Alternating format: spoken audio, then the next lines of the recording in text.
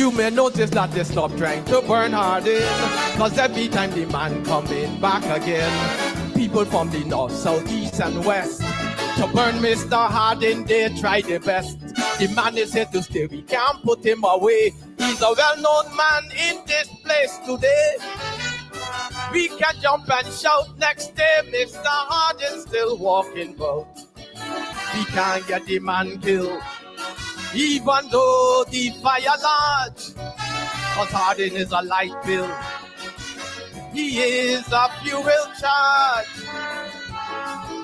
We try to assassinate, throw poison in him out, but Hardin is moderate. He is a power blackout. Now you understand why Mr. Hardin can't die. It is time that you learn Mr. Hardin can't burn. Doobadoo, I tell ya.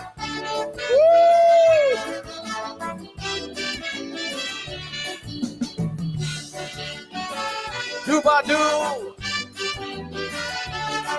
Aha.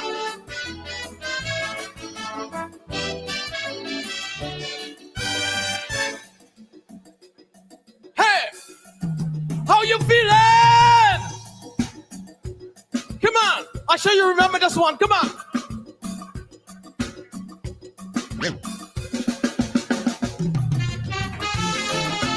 You remember this one? Woo! Hey!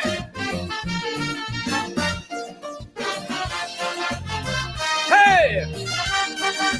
I love my country.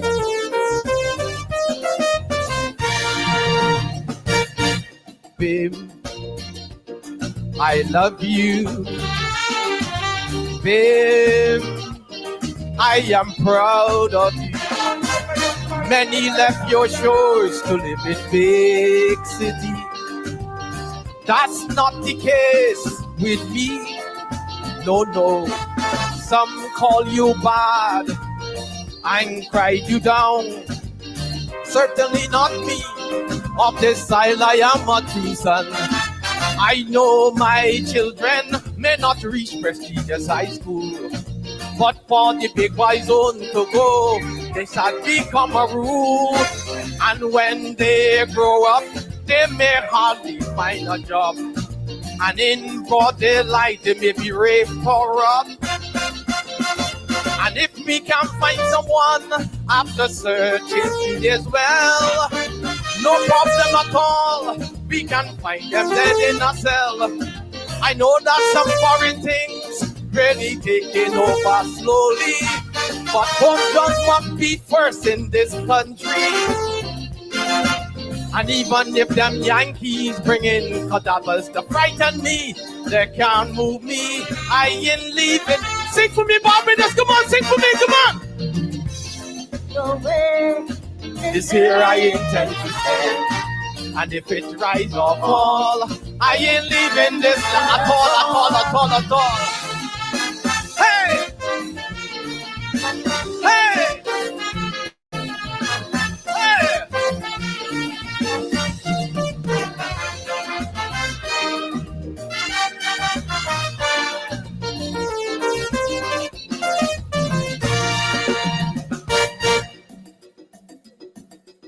I know you're gonna remember this next one here too.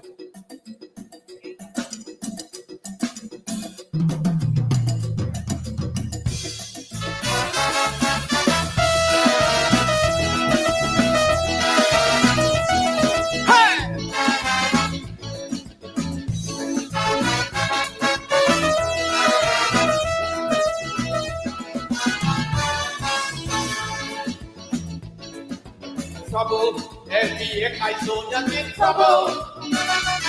Cause they can't find no material. Critics come out with their big whip to give Tysonians enough flick. So I came up with a plan to lend a helping hand. I can give some topics to my fellow Tyson man. The sugar crop is in danger. Had to come sooner or later. You sing for me, come on.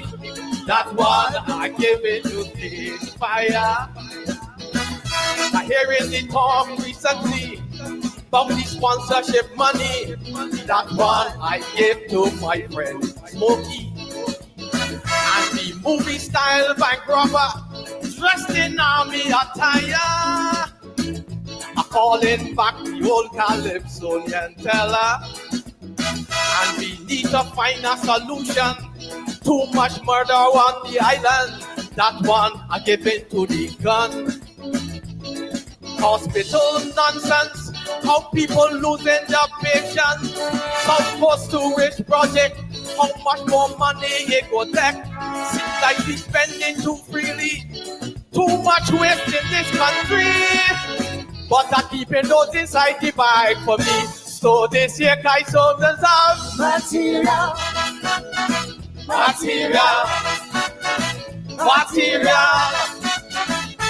Talk about who and should put up place in the national heroes race. So this year Kytonians have material. Sing with me for the festival. This band sweet. Hey, hey, hey.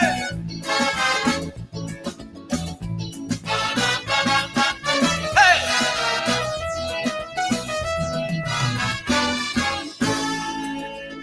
The time short. But it's time of night, we can still dance, Get up, we can still dance, come on! Come! Hey! Hey! Woo! I see people dressed in costumes, food and drink being consumed, young people walking up, old people jumping up, woman with child in hand, chipping behind a costume bar.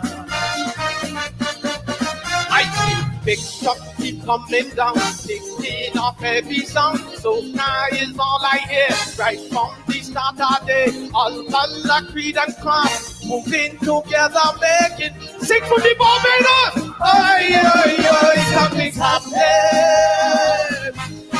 and they're so excited. People just having fun, one big celebration, must be already grand occasion. Sing for me now! Oi, something's happening that you should not be missing. Dancing along the street, moving to soca beat, and all the women looking sweet. Oi, we celebrating 50 years. And if you're ready for the road, let me see your hands up in the air. Come on. Hey.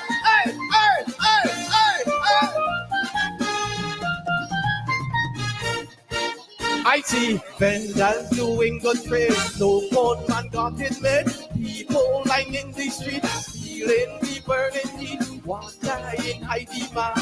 People enjoying a steel bar. Life stories and bombastic, short man showing details. Oh, what a spectacle, looking so wonderful. Remnants in a frenzy, an ocean of color. Raise your hands in the air. Oi, something's happening. And they're so excited. People just having fun, one big celebration, must be already grand occasion. Oi, something's happening that you should not be missing. Uncle to make morning, dancing along the street, moving to soca beat. I want to see every flag, every umbrella, everything up in the air. Come on! I see flags everywhere. Come on! I see rise in the air. Well, this is one big fest. People are soaking wet. Some with water wet, some with sweat. Oi, I see flags in the air. I see rise in the air. Not even rain or sun can stop this celebration. from reaching its destiny. Over here, come on. Ay, ay, ay, something. Woo! And they're so excited. People just having fun. One big celebration must be already. One more time with your hands in the air. Ay, ay, ay, something. That you should not be missing. Uncle do make money. Hey, hey, dancing along the street, moving to soca beat, and all the women looking sweet. Watch me. Who do make money?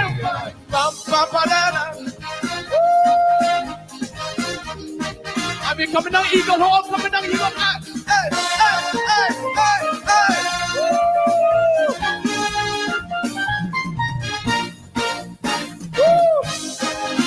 One love, Barbados! Memories, memories, memories! Woo!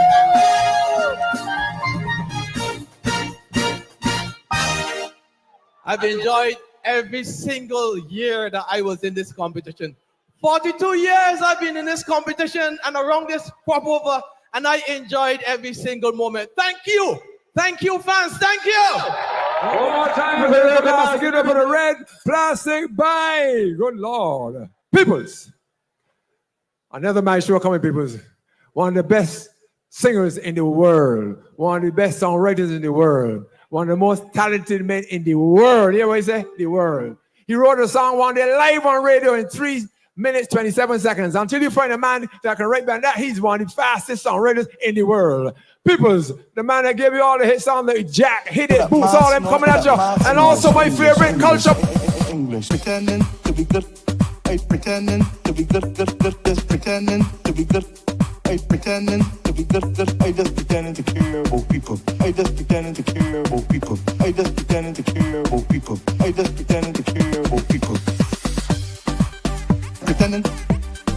And I'm pretending to be good at maths nor English. I just pretending to care about people. And I'm pretending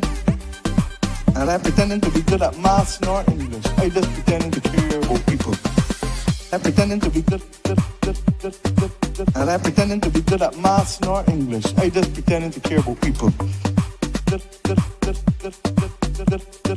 And I'm pretending to be good at maths nor English. I just pretending to care about people.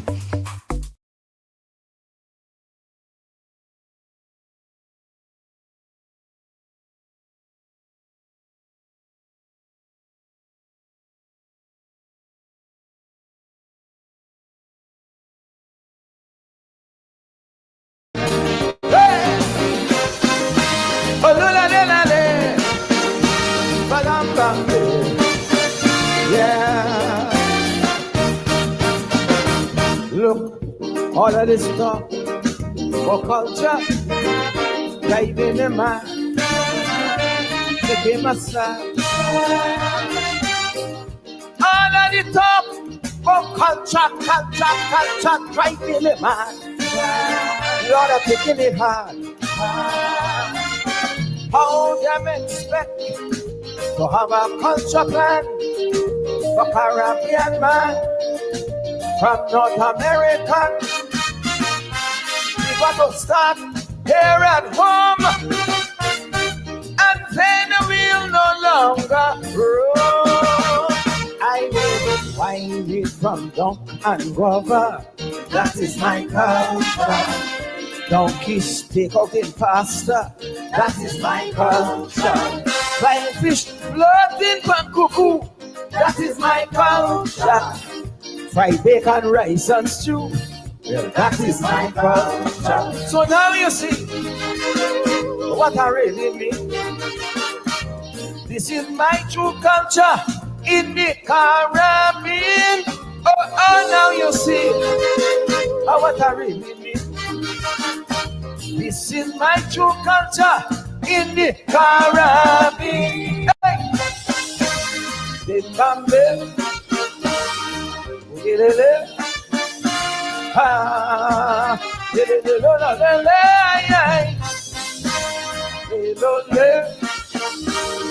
Upon my bed,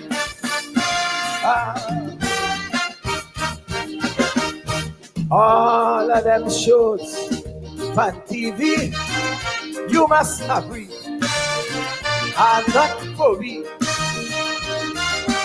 Show me some castle in my skin by George Namin for my viewing. Oh, they put in this cup with a red wall cut instead of that trash like Sanford and Mash. Then we could stare in their face and show them we cultural base. I mean, leaving the child at granny. That is my culture. And look, I court for the child money. That is my culture. Mismatching the latest fashion. That is my culture. And make it a passion. That is my culture. So now you see what I really mean. This is my true culture in the Caribbean. Now you see what I really mean. This is my true culture in the Caribbean. Hey.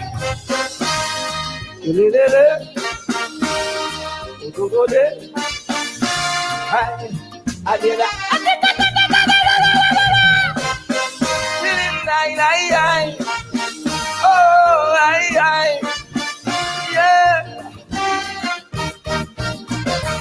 Look, this cultural penetration that's happening, it shows what things. We gotta find a new direction in programming to save the skin. We can't allow West Indians to bow to foreign pressure from North America. Cash box and billboard must go for we West Indian culture to grow. I mean, box, cat and stick to wicked. That is my culture. Hobby and marble cricket. That is my culture. Islamism and love in competition. The past. That is my culture. I come on, calypso and steel band. That is my culture. So now you see what I really mean. This is my true culture in the Caribbean. And now you see what I really. This is my true culture in the Caribbean. Hey! Hey, bambe. Hey, lele. I did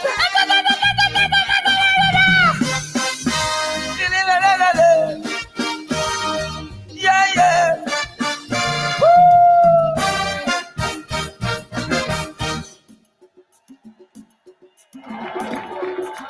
Thank you.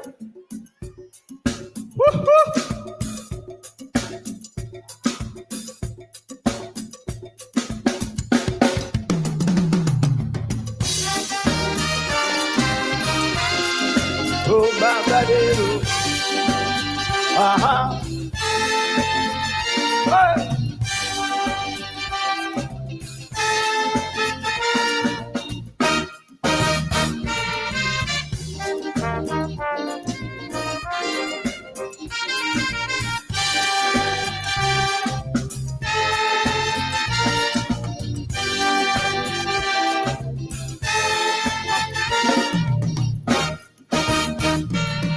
West Indian politicians and the narrowest views.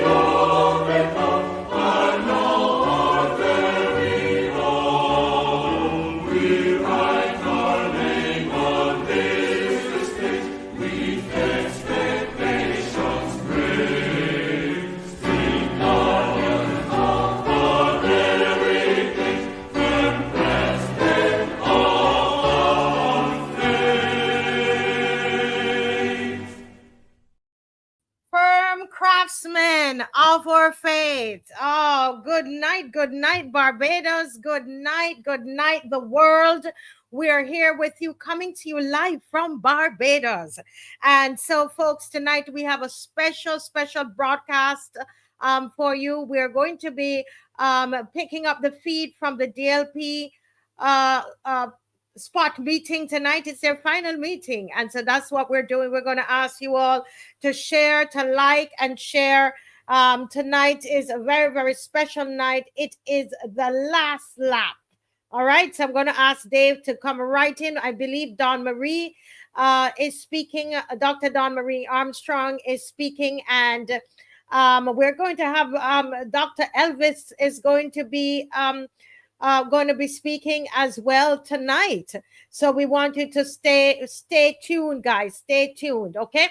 So we are ready to go. Go right ahead, Dave. You on your phones, leaving her pamphlet so that you can call her back. And I say we know that the odds are stacked against us. We know the odds, the cards that we have been given, with the other party holding everything in their hands, everything, and still trying to starve us even within this 3 weeks, to place us at a disadvantage. But I also said last night that these odds are a matter of perception as well, because if I had all the power and I had everything stored up, and I was the one that was doing everything, seeing everything, the amount of money that has been invested in the BLP campaign, and I say even though it is hypocritical to utilize the resources that you have to try to win another seat, a seat that you had, a seat that you abandoned. St. James North, do not be fooled, they abandoned you. They abandoned you, and they are coming back and asking you to replace the candidate that you voted for in 2022. They had a candidate and they let him go. Whether he received the slip or not, it is unknown. It is unknown whether or not he received his walking papers. But St. James North, we say that the Barbados Labour Party should be fired from this constituency. The Barbados Labour Party should be removed from this constituency for abandoning you at a time cost of living in Barbados is at its highest, at a time where the valuable funds that this country needs are being scattered about, mobilizing support for a party that already has power. This is the thing that confuses me, St. James North. The Barbados Labour Party has the government.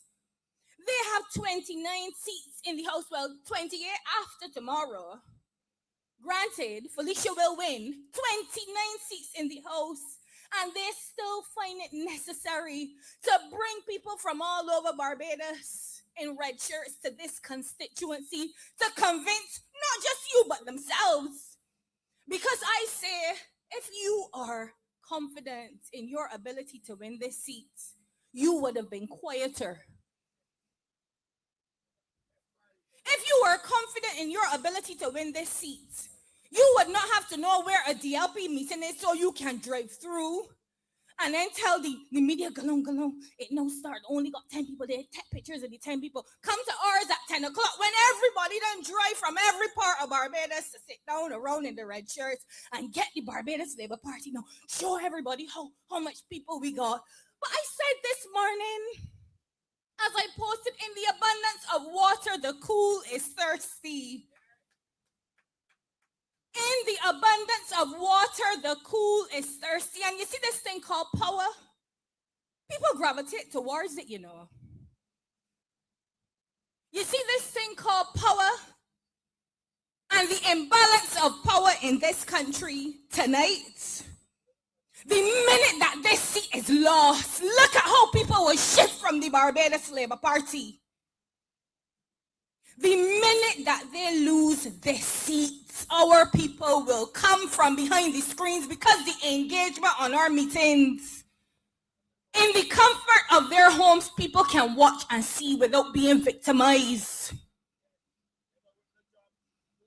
People can watch and see without going into their workplace for the manager to tell them, I see you last night, you know. And I saw our supporters I would never forget. At one of our meetings, I see a camera coming around. And I see anybody hold up a paper above their face. And I said, what a strange thing in Barbados. When the Prime Minister's opposition leader brought out people from every government office in this country to march against the then Barbados Labour Party administration, nobody wasn't hiding the faces. Because people believed that what they were doing was right. And I said yesterday, it was the right of Barbadian citizens to march against the government that they felt needed to understand where they were coming from. But right now, Barbadians are struggling. And the Barbadians want to come out and support the Barbados Labour Party, but they got to hide. Imagine how your livelihood in this country in 2025 is being threatened because you support the Democratic Labour Party. I say if the Barbados Labour Party wants to demonstrate their power, they must first demonstrate peace. Demonstrate peace, stop terrorizing the people of this country because they support the Democratic Labour Party. Stop terrorizing them. Stop telling them that they need a letter from your member of parliament. Imagine 29 sitting MPs in this country are telling Barbadian citizens that voted them in, you need a letter from me to get a job. So you know what that means for our supporters? They mean getting a letter to get the job. And people don't like to hear the truth. Victimization spreads far and wide. Psychologically, it is problematic because when people know they're being victimized because of their affiliation with this party, they minimize themselves.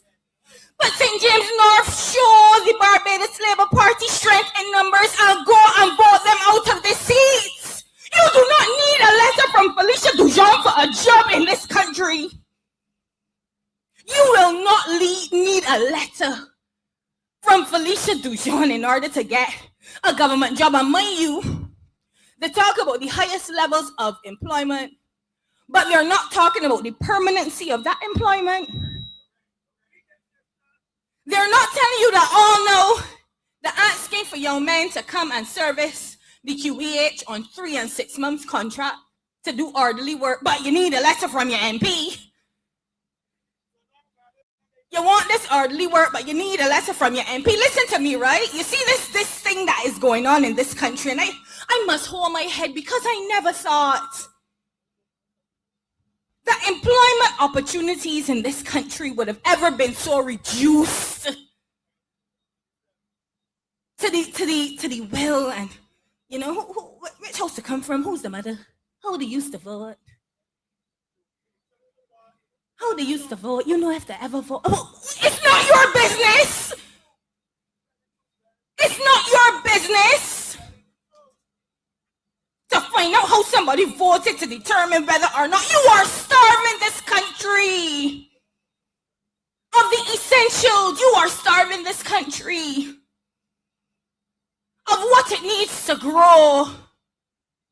Somebody needs to let the government know that the truth is that the Barbados electorate gave you the power, and the Barbados electorate can and will take it away. Can and will take it away. The big issue in this country is the victimization that people are facing right now. It is abhorrent. It is abhorrent. And you know what is sad? When politicians believe they hold all the cards, you can't sit down at a table and gamble forever. There comes a time where you have to rest. And I know the Barbados Labour Party is tired. If they were not tired, they will not be testing the waters in St. James North right now to find out how Barbadians feel about them. They're tired. It is hard work. This is hard work. Canvassing is hard work. Campaigning is hard work. Y'all ever see a magician working? You think it's an easy task to do magic tricks? You can imagine 7 years of magic tricks. You can imagine sitting down and planning an act. Getting people to write speeches, sending out press releases, calling the media. Look, go on the inlink road right now, go on. Go and show the 5 people, go on. Do you know what it is to be a stage performer? Do you know what it is to be a stage performer in this country? I called it a bacchanal yesterday. A juve. But the C word I want to use, it may be problematic because I don't want to call it a circus.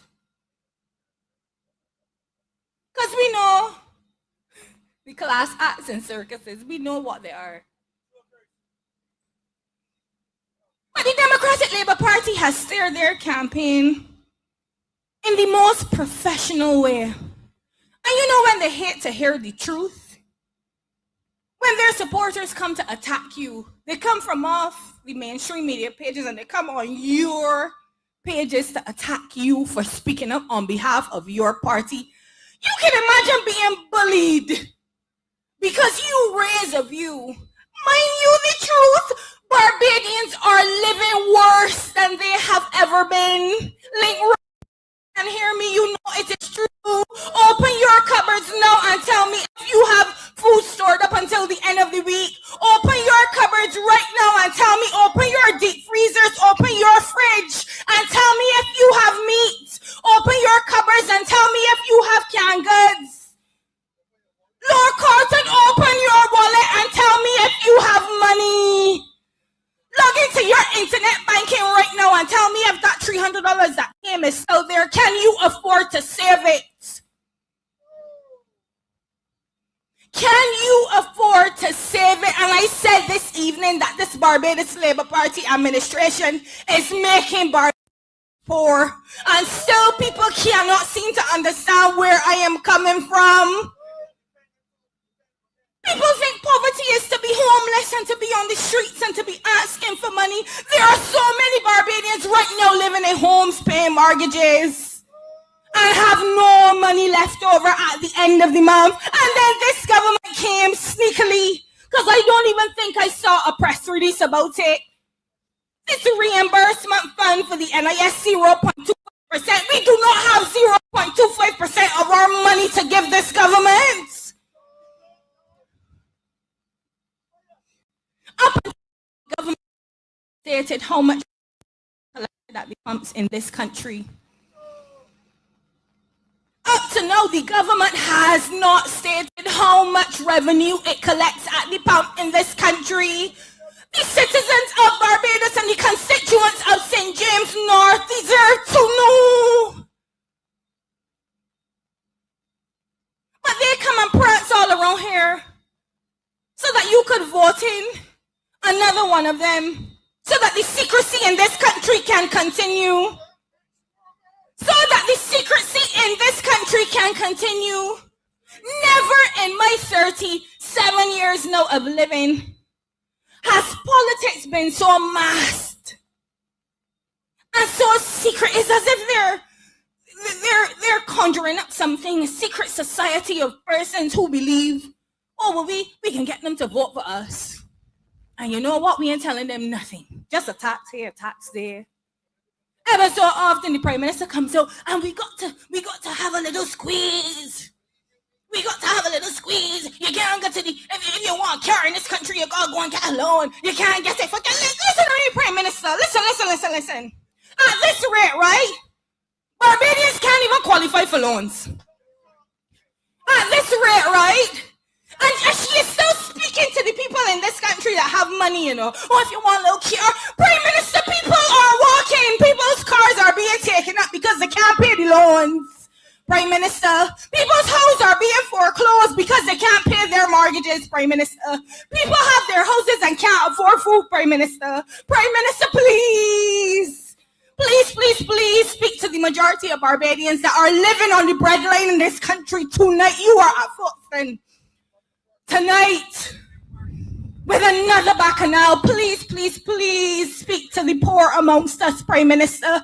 Prime Minister, speak to the majority who can't afford car loans, who can't afford mortgage, who can't even afford rent.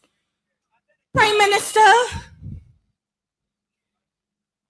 Well, if you can't buy a house, Prime Minister, listen. My ears hurt every time you talk. My heart hurts every time you talk. You know why?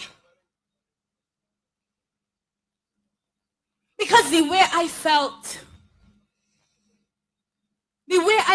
when you canvass and you recognize that little children, you know, you have a little cash, and I love children. You buy them all these snacks and everything in the world. And even snacks and all children see as some level of fortune in this country. But you come and still try to convince Barbadians that you have their interests at heart. Felicia Dujon has your interests at heart. Felicia Dujon has the interests of Barbadians at heart. St. James North, we have to support Felicia Dujon. This is a by-election in St. James North that the Barbados Labour Party has sought to make national. They haven't told us up to now why Edmund Hinkson was replaced, you know. They have not told us why they have chosen to disrupt the state of affairs in this constituency, you know. And when we bring national issues on our platform, they send people to say, stop criticizing, bring solutions. I challenge Big Man Blackman and the Prime Minister to bring the solution for the National Sports Council 24 hours ago. Let us see if they bring the solution tonight, because that will be proof that they're not serious about our country. They're not serious about the state of affairs in this country. They're not serious about unemployment in this country, to put an entire workforce on the breadline right now, to dismantle one of the pillars of social development in this country at this time, where crime is at its highest. You can imagine that? Crime is at its highest, but you see, oh, there will be another peace program, but the National Sports Council being dissolved. Why not take that money from the new peace program, filter it into the National Sports Council, get some professionals in there with evidence-based ideas, with contemporary ideas, to develop the programs within the National Sports Council, hire more qualified young men and women, the graduates at the University of the West Indies that come out now jobless, hire them to work alongside the sports coaches in this country and send them into the community. That is a solution for you right there. If there is money for a new peace program, there is money to keep on the coaches and the staff of the National Sports Council. Oh, the Defense Force, that's a whole other topic of debate. And the Democratic Labour Party has demonstrated how serious it is about sport in this country. We have mentioned professionalizing sport in this country, and we are serious about it. Because what professionalizing sport does is that it creates another demographic of spenders in this economy. It creates another demographic who is financially empowered in this country. I say to you right now, Laura Carlton, this Barbados Labour Party does not want its citizens financially empowered, does not want you to be financially empowered. You know why? Because they want you to jump up and down whenever they deposit $300 to your account. That is why it doesn't want the swimmers empowered. That is why it doesn't want the track and field athletes empowered. That is why it does not want the badminton players empowered. That is why it does not want the rugby players empowered. That is why it does not want the football players and the cricket players and the cricketers in this country to be empowered. You know why? Because when you have money, they can't pay for your vote. When you have money, no politician can come and convince you to just vote for them. For a little something. Give me a vote. No. You have the choice. And the Democratic Labour Party has said for weeks to months to value your vote. This party is serious about economic empowerment in this country. And I have stated that the sports industry has remained untapped in Barbados. And they continue to exploit young men, not young women, because the female footballers did not have a cup. The female footballers did not have a tournament of their own. But the Democratic Labour Party and Felicia John can commit to empowering female athletes in this country. We are focused on equitable development, equitable performance, equitable investment for sport across this island.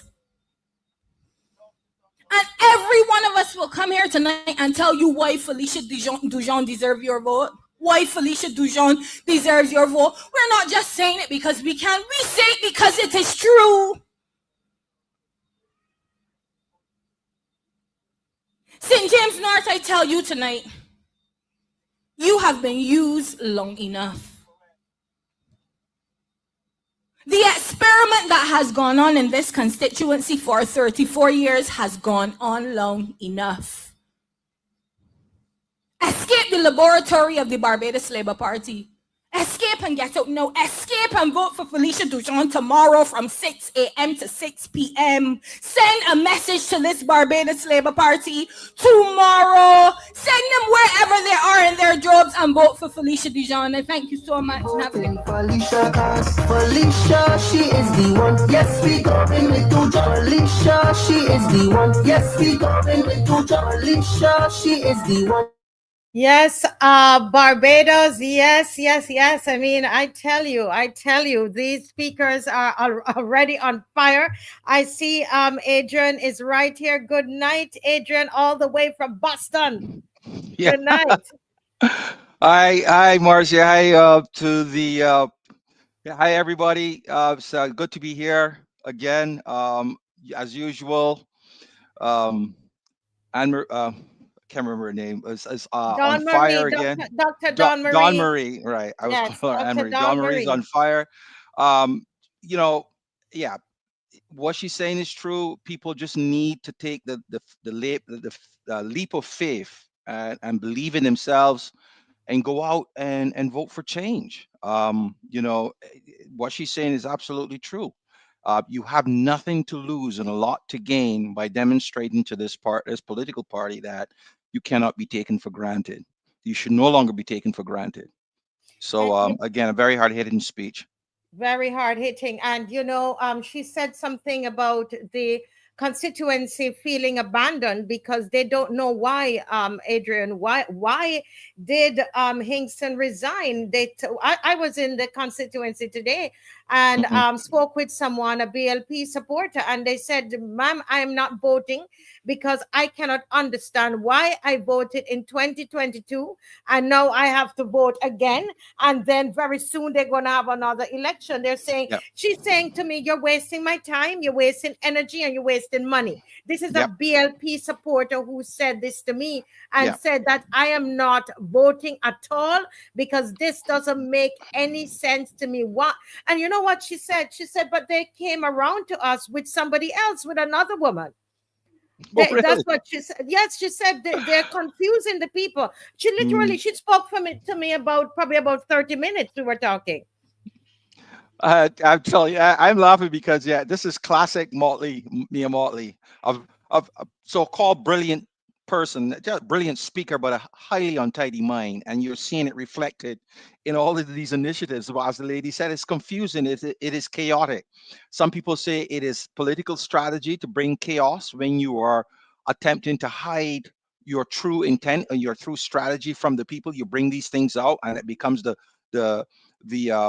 stuff that people focus on, so that you can continue to do what you were doing behind the scenes. That could be true too, but this is classic Motley, where yeah, she's just impulsive, a lot of impromptu things that make sense to her off the fly, and it leads to giving appearance of chaos and confusion as the results of a very untidy mind. And this is what you're Yes. saying.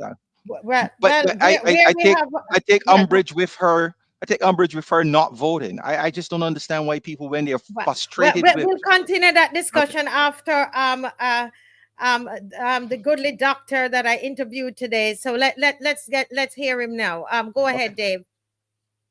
To St. James North. Those listening in your homes, those who are here in person, and the many thousands who are watching online. Okay, it's low. What happened there? Oh. What happened? Campaign, it has been said that the Democratic Labour Party is spreading fear. Talking about a fear that does not exist.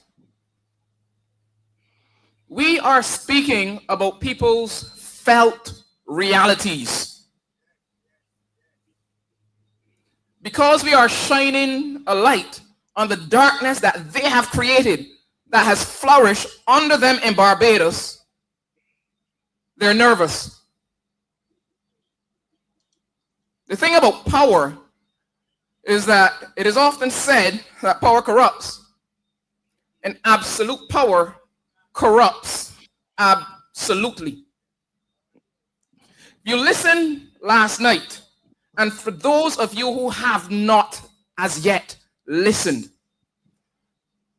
time is short, there are only a few hours, but even after tomorrow's election, you must listen to last night's presentation.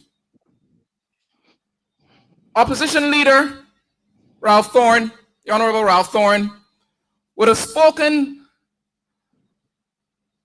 about the blatant disrespect and, quite frankly, the downright corruption of the Barbados Labour Party government. They treat the public purse like it is their private piggy bank. Watch last night's broadcast. You have three options on YouTube. Either the Opposition Office of Barbados, the Democratic Labour Party of Barbados, or the Marcia Week Show. You will find it there. Opposition leader would have spoken at the end. For those in St. James North who didn't hear her, those in Lower Carlton who might not have heard her, you missed it, our candidate Felicia Dujon, she spoke passionately from her heart for about 80 minutes. 1 hour and 20 minutes detailing her encounters and her dreams and her vision for the people of St. James North, where she was raised while in here in Barbados, by the way. So when they pushed the narrative that they hoisted a candidate on the people of St. James North, she was raised in this constituency here in Barbados, in Weston specifically. You know, the irony of mainstream media and social media influencers talking about fear and that we are spreading fear. The irony, so much factual information was shared from the various DLP platforms. Facts, undeniable public record facts that they refuse to carry nationally. And you know why they don't carry them? Them frightened too. Them frightened. They prove our point. They're afraid. We can't get sued. It's not libelous. But mind you, Barbados pay attention, because coming, they would like to bring a cybercrime bill, and act a cybercrime bill where it doesn't matter whether what you state is fact. If it offends somebody's sensitivities, the penalties are harsh. But as it stands right now, they can easily share the information, which would make the government extremely uncomfortable. But like many, they have decided that carrot is better than stick. Instead of speaking the truth. But as long as God gives me breath, I will continue to shine a light on the darkness that they have created. As long as give me breath, because that is what you do with darkness. You shine a light on it, and that is what we have been doing. So I say to the PR machinery, taxpayer funded, to the paid social media influencers that the government minister told us about, we will not continue to speak. Long after this election, we will continue to speak about the corruption and disrespect meted out to the people of Barbados by this administration. On Saturday night in Ashton Hall, I spoke of our country, our society not being well. Despite all of the talk about economic bounty, it is not well. The numbers show it, our eyesight detect it, and our lived daily experiences reveal it, exposed to it. All is not well. But true, it seems, the tale of two Barbadoses. And many of us, most of us, live in the one where the economy isn't working and crime is spiraling out of control, and you have to worry daily about catching a stray bullet. So they can talk all they want about we're spreading fear. We're talking of realities. Realities, however, that weren't always the case. I spoke of a different Barbados. And I pointed out that something changed. And it is also clear when that something changed. The year is 2018. Not only was the government changed by the people's democratic right, but the state of morality in our country took a nosedive. And now, as a country, we are at unprecedented, morally decadent levels, presided over by the current administration. Scant respect for persons is now the norm of the day. The priority seems to be about money. Mind you, not money for the masses. And don't be tricked by the $300 coming back to that. But what we have seen from the government is hypocrisy. I spoke of how you criticize primary school children for doing certain acts, and then you, the leader, yourself turn around in a couple days and do the same thing. That is called hypocrisy. And when you have hypocrisy in the highest office of the land, it filters down. For as the head goes, so does the body. Now, when we were paid a visit by our dear leader, as I call her, when we were paid a visit last year, September, I can't remember which visit number that was, because there were a lot of them. When we were paid a visit, we were told it was about vehicle tint. We were also told the guns were here before. Now, I spoke of this already, and I had no intention of talking about it again. But there's a saying, when the head bad, the body can't be good. Can you believe that the candidate that wants to represent you, Lower Carlton, he repeated that utter nonsense that the guns were here before 2018? I asked, and I asked it again, if he is so certain of that assertion, tell the people of Lower Carlton, St. James North, and wider Barbados why the criminals waited until after 2018 to use the guns and commit other heinous crimes of a nature we have never seen before? Answer that question. But as the saying goes, if the head is bad, the body can be good.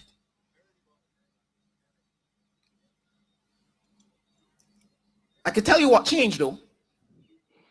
And I'll repeat it for those here in Lower Carlton and those viewing online who might not have seen what we said before.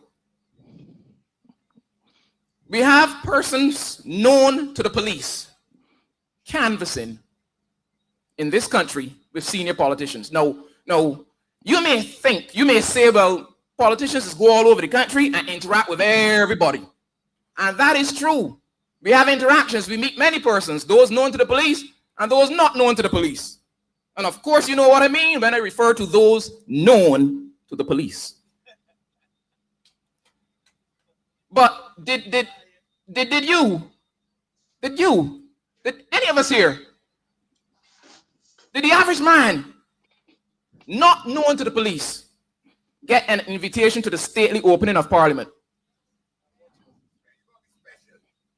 You have to be special. So that would indicate that those known to the police, those particular individuals, were special. Then they have senior politicians on speed dial.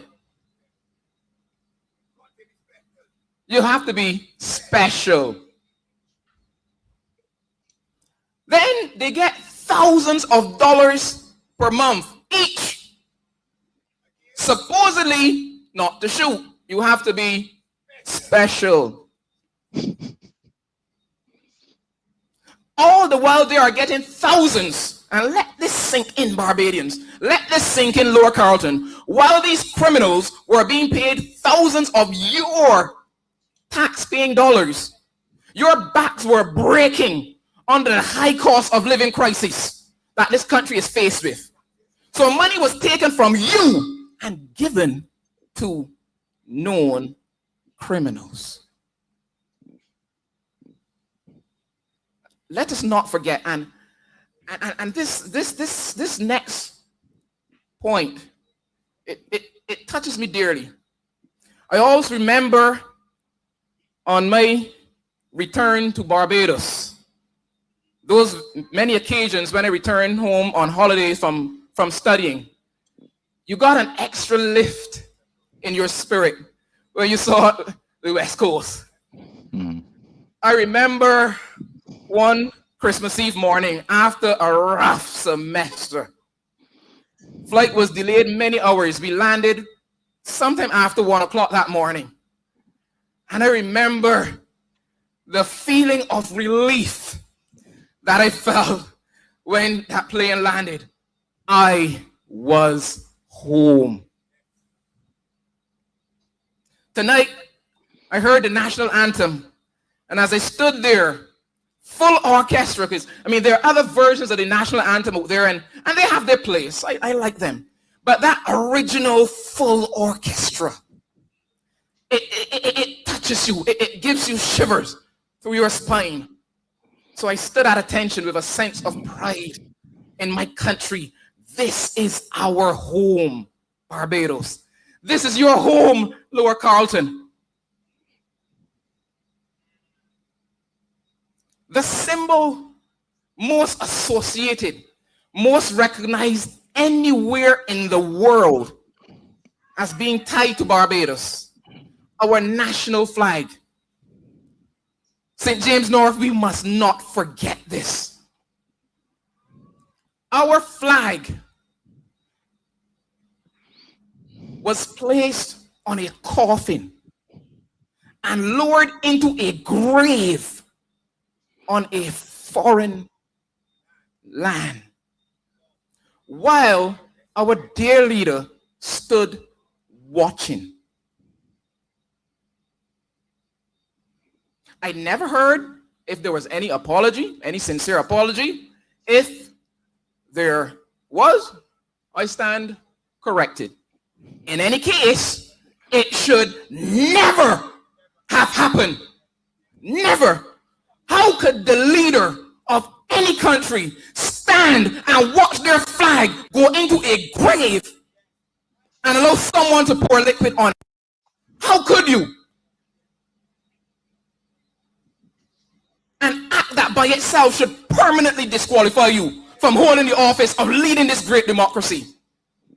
Except you don't view it as a democracy.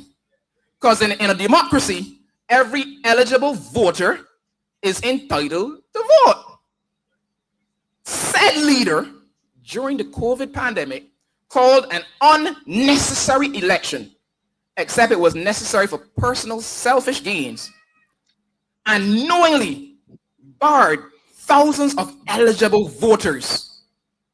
The most sacred of rights in a democracy was ripped away from the residents of Lower Carlton and wider Barbados by a caring leader, supposedly.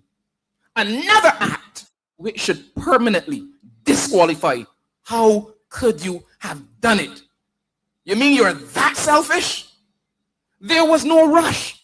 It was totally unnecessary. You had 16 months plus an additional 90 days if need be, from when Parliament is dissolved until when the election is held. No provision. And that someone who cares, who supposedly cares, can do such an abominable thing. Never apologize. What also changed is that we have a government with I don't think they can help it. They have a serious propensity for half-truths. They do not know how to speak the whole truth.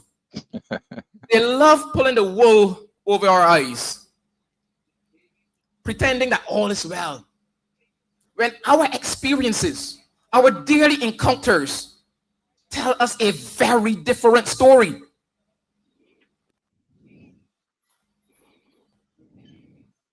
We explained how you have to be very careful. You have to be very careful when you listen to what they say. And I pointed out in Sion Hill, you have to listen even more so to what they do not say.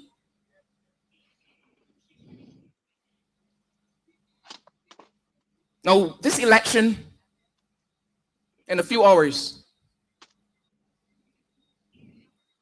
is extremely pivotal.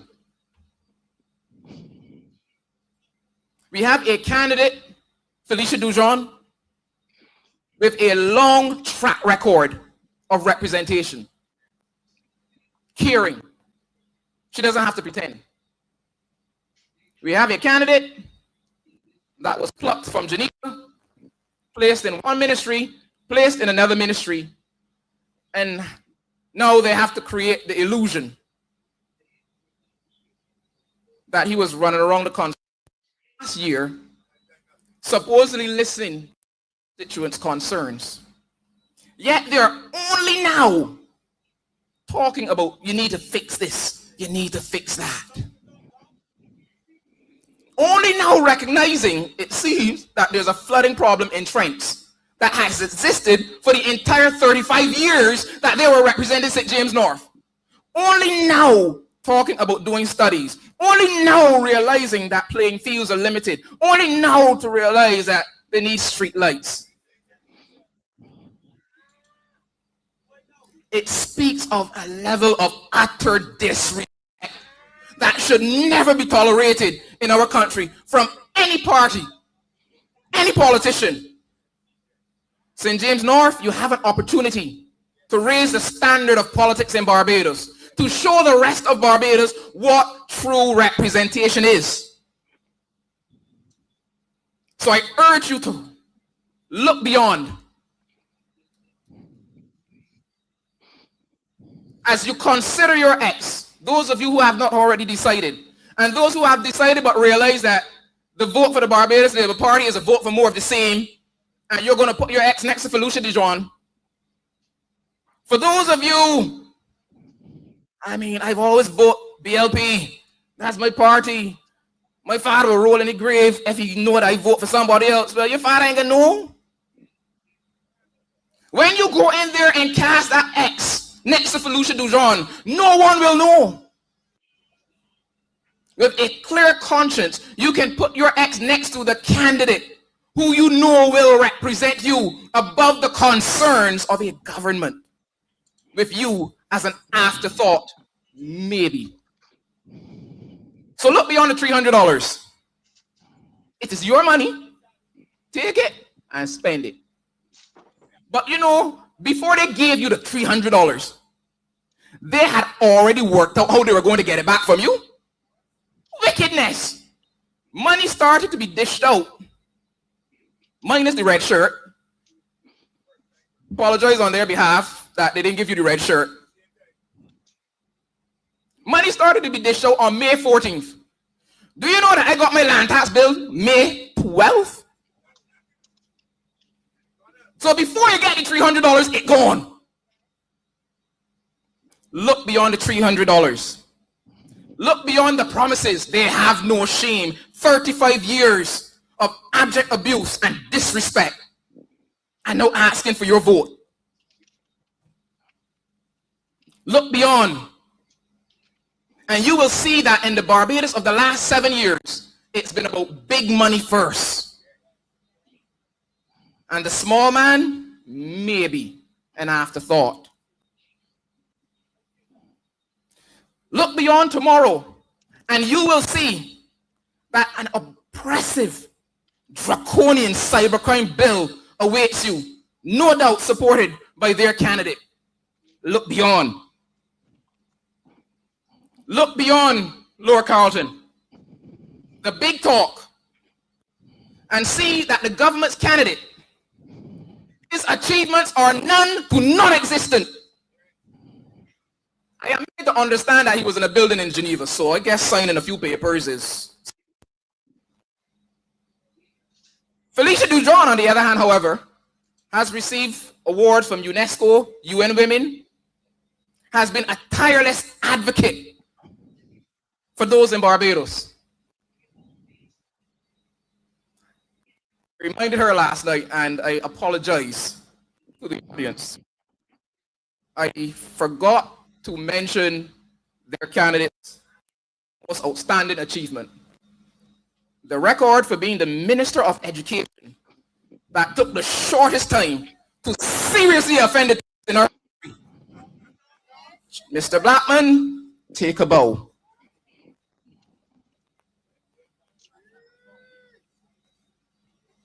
Felicia Dujon has been an effective national advocate. The length and breadth of this country. So much so that instructors have been to keep her out of the schools. That is the candidate that we put to you tonight, who will tirelessly work on your behalf in Parliament and out of Parliament to ensure that you have a voice, Lord Carlton, to ensure that you have a voice, St. James North. You have seen what they have to offer. And their candidate brings more of the same. It has been decades, Lord Carlton, since you have had a representative that cares. To those in the hearing of my voice, I encourage you, I urge you. Look, even if they give you a ride to the polling station tomorrow, they don't know who you vote for, you don't have to tell them. Take the ride and go and vote for Felicia. Vote for Felicia Dujon. The clear choice, the only choice, the candidate with a proven record of representation, the candidate with a passion, with a heart, with a love for people. It is what she has always done and what she will continue to do on your behalf. To the people of Lower Carlton, a good night to you. God bless you, keep you in good health, grant you peace, protect you in your homes. May you rise tomorrow morning in his strength and walk or be driven to that polling station and cast your vote for Felicia Dujon. Yes, we going with Dujon. Felicia, she is the one. Yes, we going with Dujon.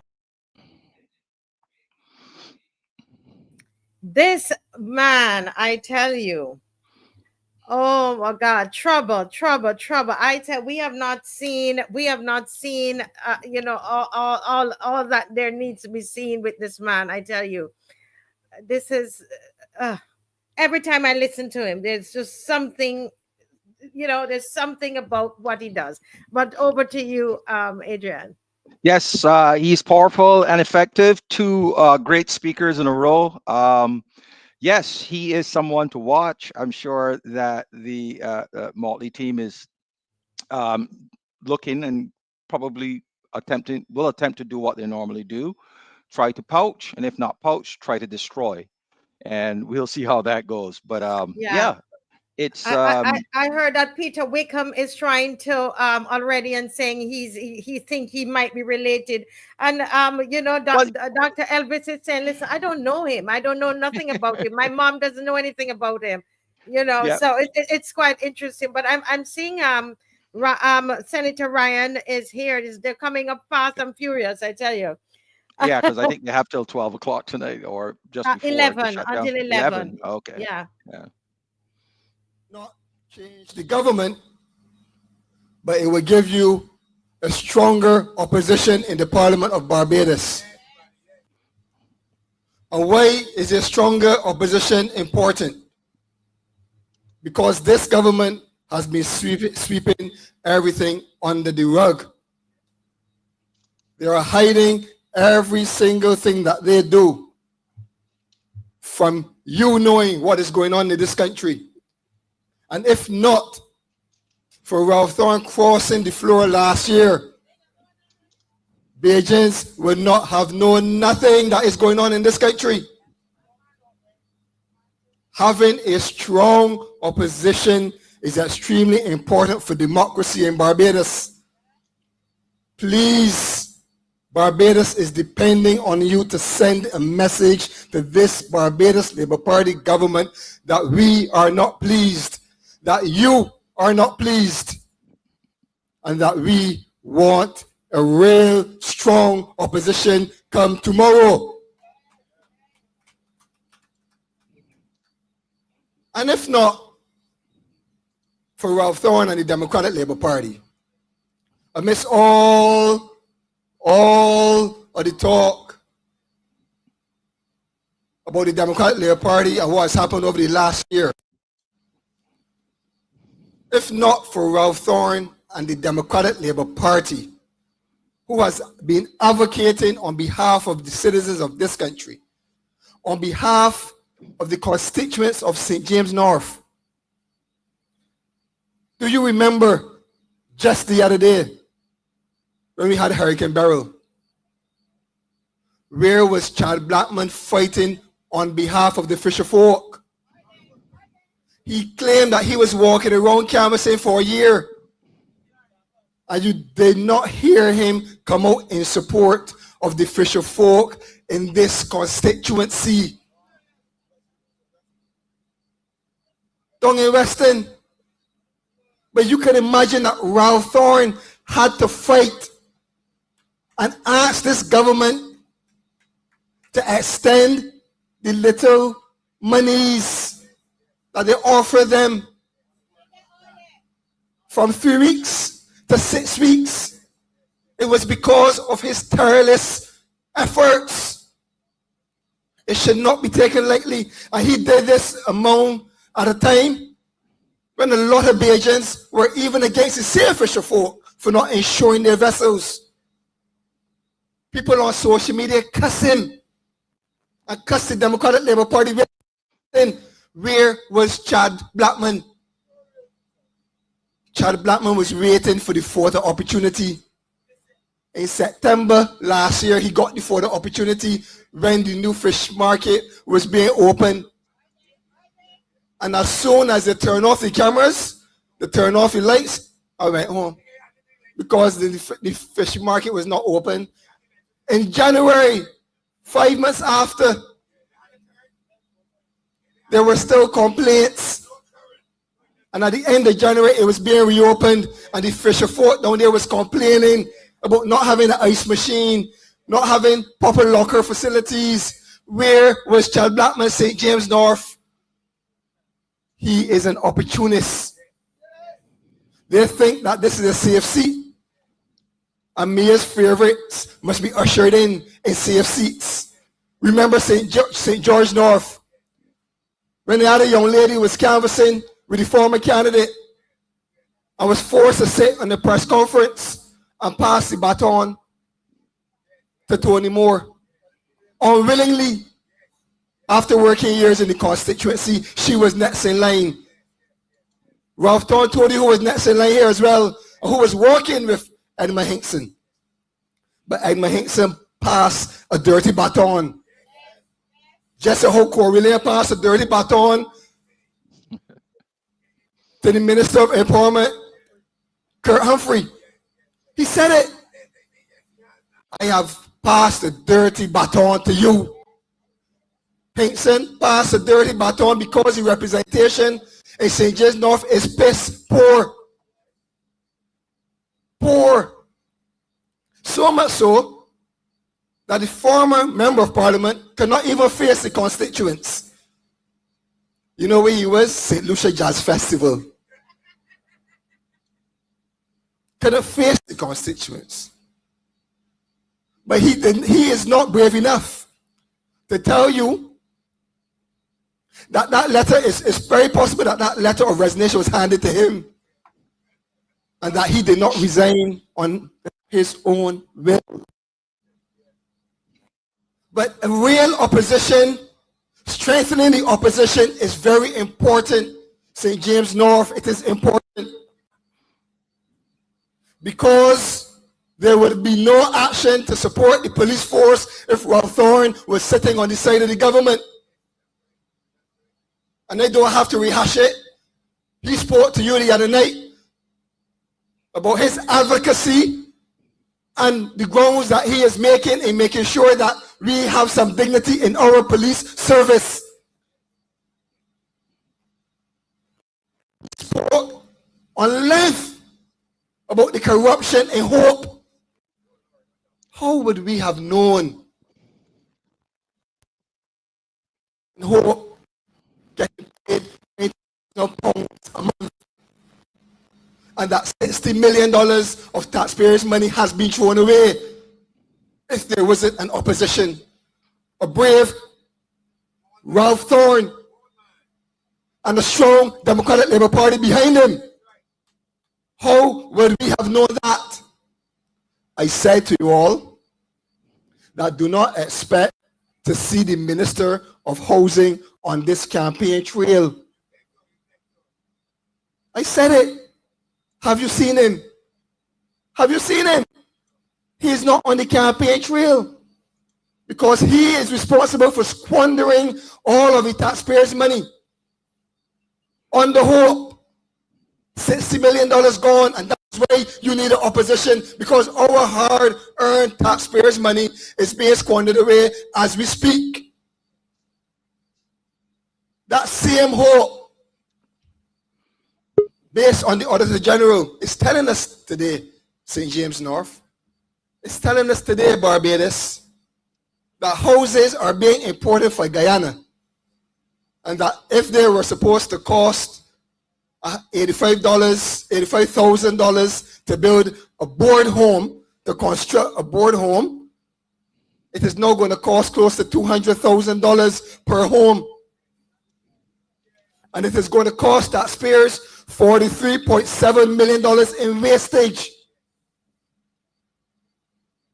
Ralph Thorne went to Parliament and the Public Accounts Committee and sent a letter to the Auditor General to investigate Hope, to put Hope as a priority. That is how can we know about Hope.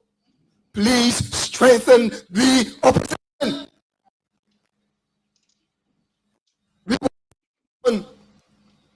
And while the report pieces of the report came out in the newspaper, that a contractor was likely to sue the government for breach of contract. What we would not have known is that that same contractor has been contracted to build houses. It would cost you, taxpayers, about $34 million more that if we would build these houses with bricks and concrete, with our tradesmen, with our skilled people, our young men and women that are on the block. And they say men and women because women are in construction too. Women can tile, paint, slick. Back in the days, a small contractor in the neighborhood, he will drive by the block and pick up the workers on the way down.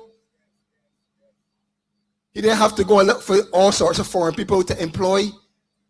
But our small contractors are not empowered, because when you see all of this wastage, $43.7 million one way, $34 million another way, $60 million in hope, small contractors are getting paid $5,000 to supervise the construction of a home. And if a construction of a home takes 4 to 6 months, what they gonna put in their pocket? Now tell me, is this a government that is caring? The Prime Minister said she's pretending to care about people. But this opposition, led by Ralph Thorne, is important to Barbados. It is important to Barbados.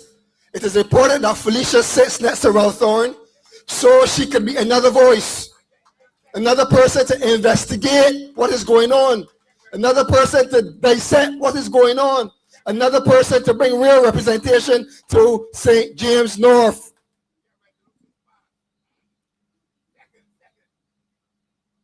This opposition Democratic Labour Party, we stand proud to have fought for the gas prices to come down in this country. Under the leadership of Ralph Thorne, Andrea Roll and myself, we are fighting for you. And this government, for 14 months, refused to lower the price of gas and diesel at the pump. Not only affecting when you go and fill up at the pump, but the cost of producing items and running businesses in this country have the cost of living extremely high, and when they could do things about it. All we ask is for them to be fair to you. It is no rocket science, because when the Democratic Labour Party was in office, during that period, every time the price of oil globally came down, the price at the pump followed. Every first Sunday, you could get a small adjustment. Right or wrong? And of course, we will take you back to those good days, because it is only fair. That is what you call sharing the burden and sharing the bounty. And it is also called good governance, Derek. But we did that.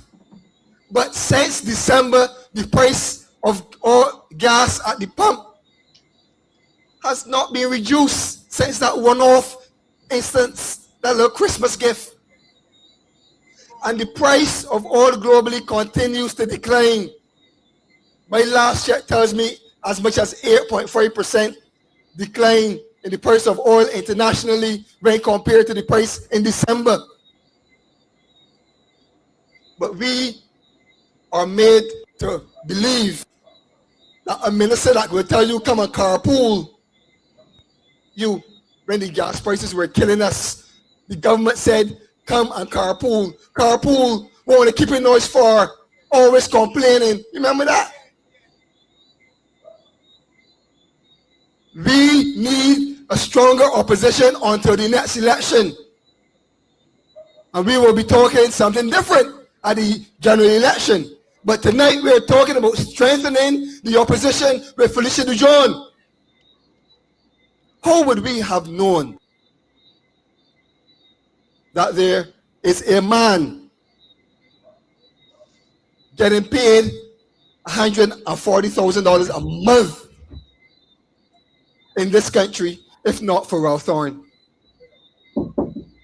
$140,000 a month, I believe, for 2 years. in this country. Would Barbados have known about this? This is why DLP is important. This is why an opposition is important. This is why you must strengthen the voice in the lower house. This is why you must tell this government that you are taking it no more. You are tired of being mistreated in this country. And last year they had something called the World Cup, Cricket World Cup. And I heard that the Guinness Book of World Records was in the country because they heard that Barbados would have spent $60 million in 3 weeks on Kensington Oval. So they came in to see and to record this historic event. $60 million. Knowledge and the chairman of Comey could spend in 3 weeks on the Kensington Oval changing the lights and painting the chairs and putting up a temporary stand that they buy second hand. And we could hear now, a few weeks ago, that Comey is in financial trouble.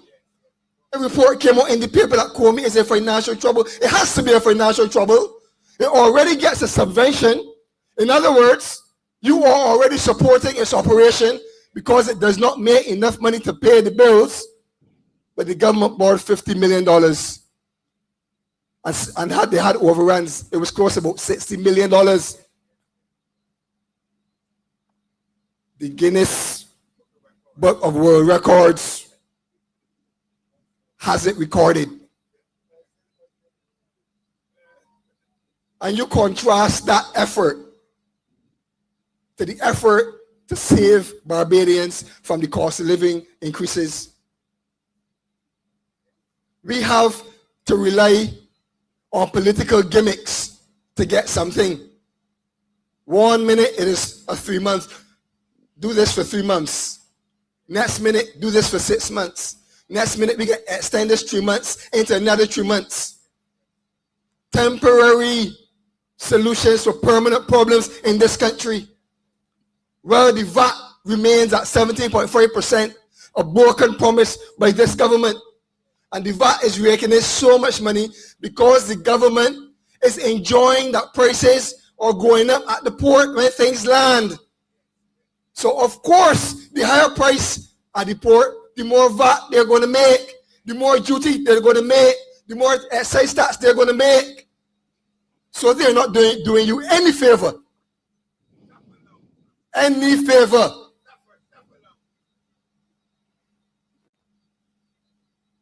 The decline in agriculture was highlighted by Ralph Thorne. Again, the opposition. And why would a government sit and let agriculture go to such a decline without intervention? Cabinet reshuffle, minister remains. Yet, we have to import every vegetable in this country. And we have to pay the importers to fund the markups and the duties on some of those vegetables as well. But we know the relationship between some of the importers of vegetables and the government. And it is a fact that they are feeding their own instead of feeding the nation.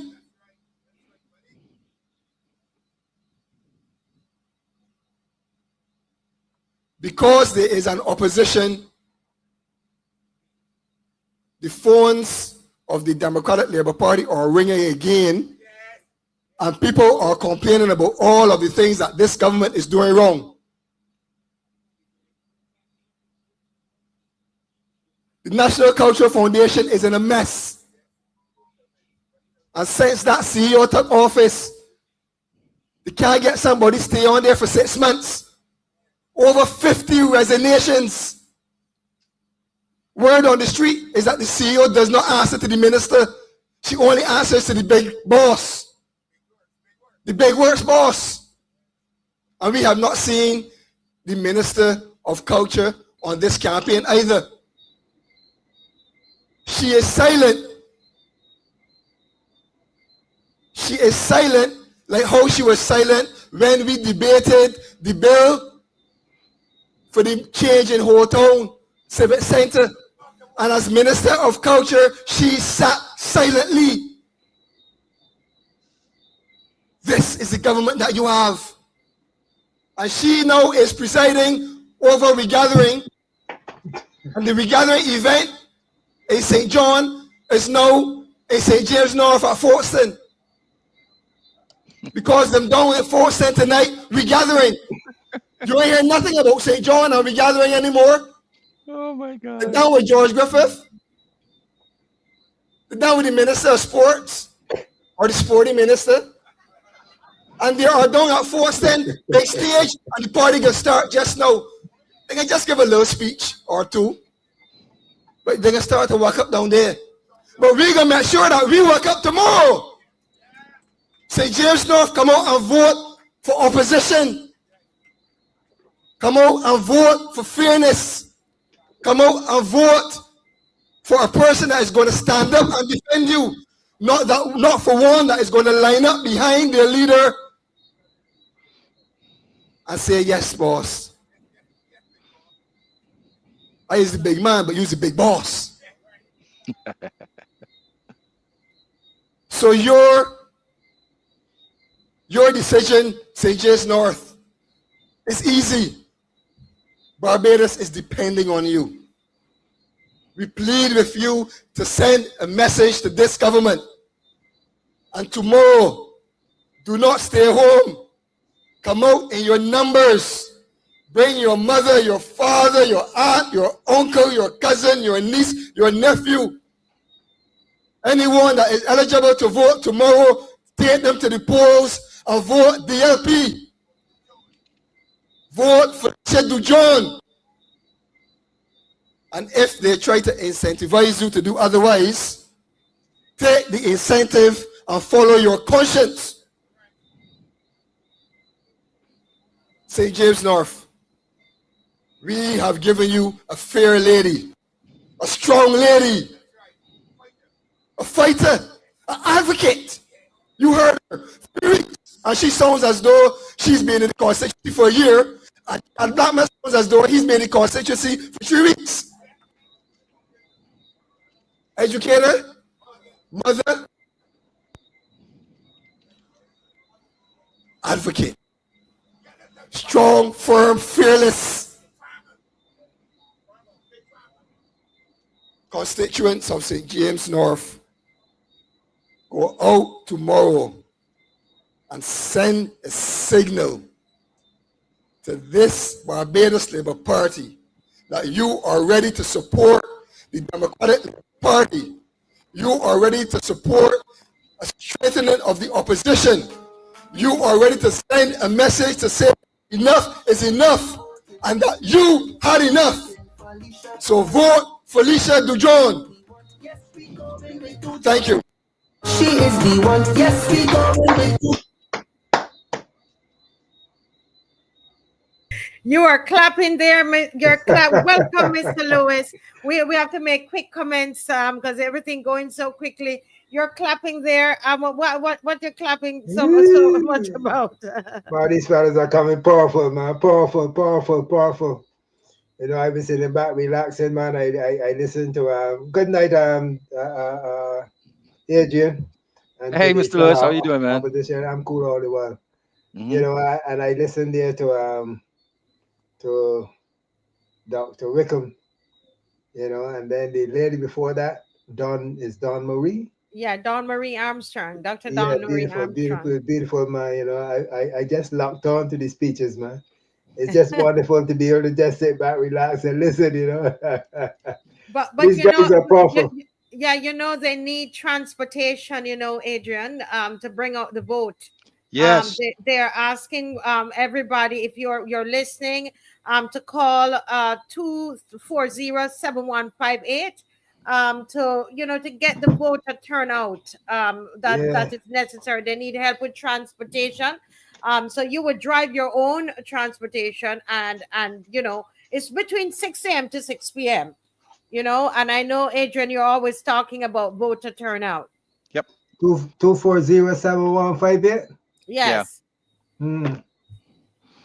Yeah, this is where the rubber meets the road, so to speak, right? You have to back up your election campaigning, your platform, public speaking, with work, real work on the day of election in getting people to the polls. So yeah, once they can do that, they will increase the opportunity for large voter turnout. And as we know, historically, large voter turnout has been a positive for the DLP. Yes. So we Yeah. need to do that. That needs to be Yes. done. And they're coming fast and furious, so we don't have much time to talk in between, but that's all right. Give performance of Felicia Dujon and give her an opportunity. Now tonight I want to speak to you about the failure in healthcare. But before I do that, I want a little heart-to-heart first with some residents of the constituency of St. James North. Those of you who may have been offered money to go to training, those of you who may have been offered money to work, those of you who may have been offered money for other things, but I want to say to you, that money after the 21st will not be coming your way. Any promises that they had you waiting on for 7 years, 35 years, you will continue to wait on those promises. When you get in the polls tomorrow, all that they will be able to tell is that you went to vote. But when you get in the polls tomorrow and you place that X next to the person that you intend to vote for, they will not have a clue who you voted for. And I want you to vote with your conscience tomorrow. Vote for a better opportunity for yourself, for your family, for the constituents of St. James North, and a better opportunity for Barbados by voting for Felicia Dujon. Last night at our meeting, Felicia laid out a report of what she has seen over the last couple of, over the period of the campaign during her canvassing. And she laid out all of her plans for this constituency, which is far more than the other opponent has done for all of the time. All he will tell you is something theoretical, which has no impact or bearing on your life. But Felicia Dujon last night spoke the policies and plans which will help you, the residents of St. James North, because she recognized that the single parents need help. And she spoke about that and how they can be helped. She recognized the environmental issues in the area with the courage. Not only did she speak about it, but she also went to the main perpetrator and gave them warning to do something about it. And she is not yet the representative for St. James North, but she is behaving like the representative, she's acting like the representative, and she is doing the things that the representative should do. And based on that alone, she deserves your vote tomorrow at the polls on the 21st of May. So go to sleep tonight determined that you will get up tomorrow morning, and before you catch the bus to work or before you head out of St. James North, you will go to your polling station and you will cast that vote for Felicia Dujon, because it is a vote that will help you, that will help the constituents of St. James North, and it is a vote that will bring back hope to the people of Barbados, because we need to send the Barbados Labour Party a strong message that they are doing foolishness in this country, and we are all suffering under the leadership of Mayor Amor Motley and under the austerity measures of the IMF. That is all the Barbados Labour Party cares about. Getting the checks, as they did a last few weeks ago when the IMF came, and all of the agreements which they had to sign off to that all of those checks were made so that they can get the drawdown of a measly $68 million. That is what the Barbados Labour Party cares about. That is what Barbados has become under the Barbados Labour Party. That you will send home staff from CBC and put them, the ones that return, on contract, just so that you can get a $68 million from the IMF. That you will send home staff from Transport Board, merge Transport Board and the Transport Authority, which makes absolutely no sense. And then the staff who come back, instead of having security of tenure, you will give them short-term contracts, which means that they can, if they don't already have a mortgage, they can't go to the bank to get a mortgage because they can't get a mortgage on a 3-year short-term contract. If they don't already have a car loan, they can't go to the bank to get a car loan because they can't get a car loan on a 3-year short-term contract. So you see how she is changing the condition of service of many people in Barbados, and you're not hearing anything about it? That is why you need an opposition. That is why you need someone like Felicia Dujon in the House of Assembly alongside Ralph Thorne, so that we would have the support to bring out this information to you, the people of Barbados, and keep the Barbados Labour Party in check. But not only that, because we are not fighting to be no opposition for a long time, because a general election is coming up, and if Barbados wants to do better, we have to see the backs of the Barbados Labour Party out of government in Barbados, away from Bay Street. And voting for Felicia Dujon will be the first step in that movement, will be the first journey on that train. And I want the people of St. James North to be the first passengers on board on that train when it leaves the station on the 21st of May. Make sure that your ticket is just an X. You don't have to pay for it. And nobody don't have to pay you for it, but vote with your heart and your conscience and give that X to Felicia Dujon on the 21st of May. It is security for you. It is security for your family. It is security for all of Barbados. It is security for the constituents of St. James North. It is something that you can depend on, that you can believe in, that you can trust in, and you can have hope in. Because I know Felicia, and you have seen her as the spokesperson for education. She does not back down. And if you give her your support, she will rally with you, because she is not looking to control you. She is looking to empower you. She's looking to work along with you. She said all of these things, and that is what you need in representation in Barbados. That is what will cause a number of young people to believe in politics again and to believe in representation, working alongside persons like Felicia Dujon. Many of you may not know, but Felicia actually has a charity which did programs for young people in Western and St. James, because that is where she lived.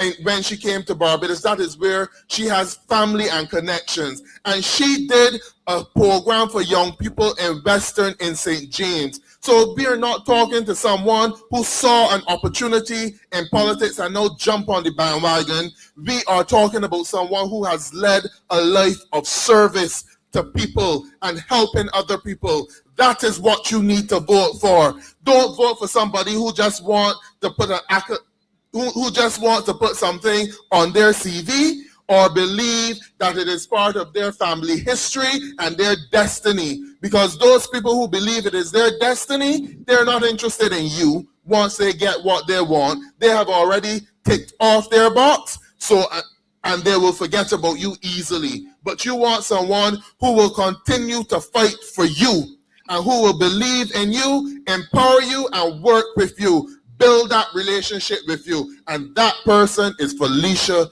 Dujon. Now, we also need to hear some things about the Barbados Labour Party and about their poor period in government from 2018 to now. A party that will leave a legacy of not being able to accomplish anything that they set out to do. But more than anything else, they have turned back the clock in Barbados. Because when you look at their performance, we are not satisfied with the cost of living. It has gotten worse. It has not improved, it has gotten worse. We are not satisfied with the crime situation and their ability to deal with it. It has gotten worse. When we look at the educational system, for 7 years they have been talking about educational reform, and for 7 years we have seen a continuous deterioration in our education system in Barbados. Every single week a different school is closed in Barbados. Every single week a different school is closed, or you hear about some sort of protest action which is on the horizon. When you think about health care in Barbados, many of us are fearful about having to go to the Queen Elizabeth Hospital, or about the time that you would have to spend at the Morrisburg Polyclinic in order to get medical service. So I want to stick a pin there and talk a little bit more about that tonight as the spokesperson for health. And by the time I am finished, if you still believe that you should vote for the Barbados Labour Party, well, there's nothing we can do for you, but then all I will say to you is to continue to suck the salt that they will share out for you. But you need to know that better is available in Barbados. Under the Democratic Labour Party, we had adopted Dexter James, who was the CEO at the Queen Elizabeth Hospital. And they got rid of Dexter James for friends and family, for the wife of a minister, and every single file that she touched in the Queen Elizabeth Hospital, every single doorpost that she touched, every single department she went into, she corrupted and infected it, and it cannot be delivered of the disease that she left in there. And as a result of that, you cannot find a cure, but at least the Barbados Labour Party cannot find the dose of penicillin which is good enough to remove the infection that she left in the Queen Elizabeth Hospital. And as a result of that, not a single department at the Queen Elizabeth Hospital is functioning the way it ought to be. I will remind you that when Dexter James was there, you used to have public sessions at the Lloyd Erskine Sandiford Center, where you can come in and report on your issues with the Queen Elizabeth Hospital, your complaints, but you didn't just get the complaints, you also got reports from Dexter James on the improvement in the quality of service at the hospital. You don't get that now. Instead, you get PR coming from the communication consultant, and a lot of that PR is questionable, because I don't know how you could put out a survey that saying 98% or 95% of the patients in the hospital are satisfied with the quality of service. I guess they didn't survey the ones who died, and they didn't ask the families of the ones who are dying, because when you go into accident and emergency, you better pray that it could come out. Right now, when you could go into the hospital for a simple operation to get a bowel cut, go home and have to end back up in the hospital because this wound was infected. That means that there is some sort of infection spreading in the hospital. And don't tell me that you don't know of persons who would have gone for simple procedures at the hospital. Many of you, many Barbadians know about it. So this is not a secret. This is not any propaganda. This is not any lies that is coming from the Democratic Labour Party platform. Unfortunately, it is the truth in Barbados. It is the truth in Barbados today, in this, the year of our Lord 2025, under Mayor Motley and the Barbados Labour Party. And and we should not be going through that. We should not be going through that. Now, there are so many wrongs within the Queen Elizabeth Hospital. The lady went, she infected it, she left it, and she gone on to greener pastures in Ghana, because that is what friends and family do. You take care of friends and family. But as a result of that, she created such a horrible management structure and culture at the hospital that none of the doctors and nurses who have been trained at the hospital are willing to stay. Many of them, as soon as they get their certification and their qualification, they do not look to renew their contracts. They look to bolt and go on to better passes. Why? Because they can't handle the stress and the management culture at the Queen Elizabeth Hospital. As a result of that, a number of consultants at the Queen Elizabeth Hospital do not exist. You can imagine that you don't have no surgical pediatric consultant at the Queen Elizabeth Hospital. Are our children in Barbados important to us? Well, that is one of the main areas that you should be covering. If your child gets sick and requires surgery, a child of a certain age, you do not have the necessary consultants there. You do not have any consultant hematologist at the Queen Elizabeth Hospital. And you know what that means? That if you have cancer or any of those diseases, there is no consultant there for you. You have to wait until a consultant. So all of your reports that you get when you get the scans and the various tests, you have to wait for a consultant to come in to look at that. So that means that that is a further delay in the medical treatment which you are receiving. And every single minute, especially when it comes to diseases such as cancer, it could make a difference in your life and the outcome of your treatment. Because the earlier you are treated, the earlier the intervention, the better your chances of survival. But under the Barbados Labour Party, a number of these areas are being neglected.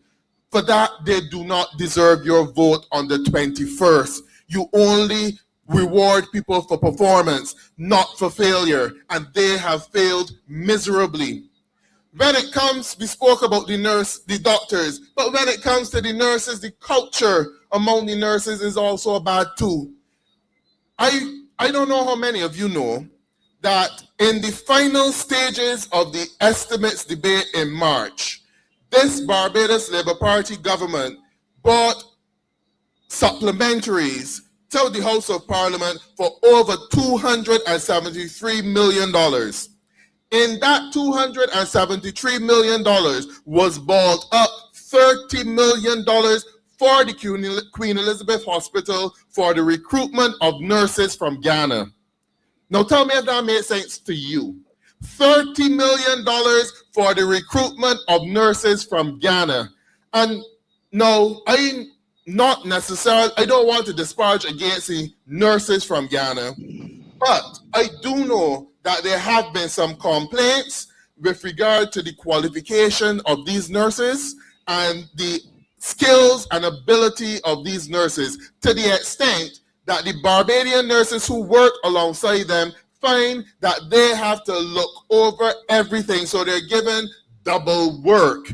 Not with all, but with some of them. So I do not see how $30 million to recruit nurses from Ghana in a situation where there are a lot of nurses in Barbados who are not given the opportunity to work, how that can be justified.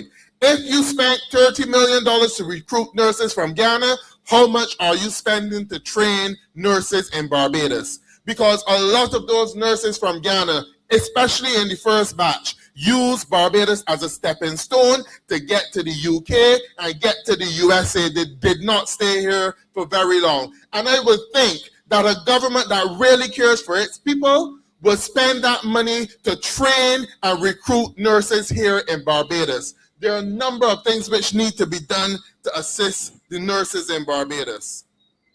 We need to have better pay for the nurses. And they're saying that we are not saying what we will do when we come to office. So listen closely to this.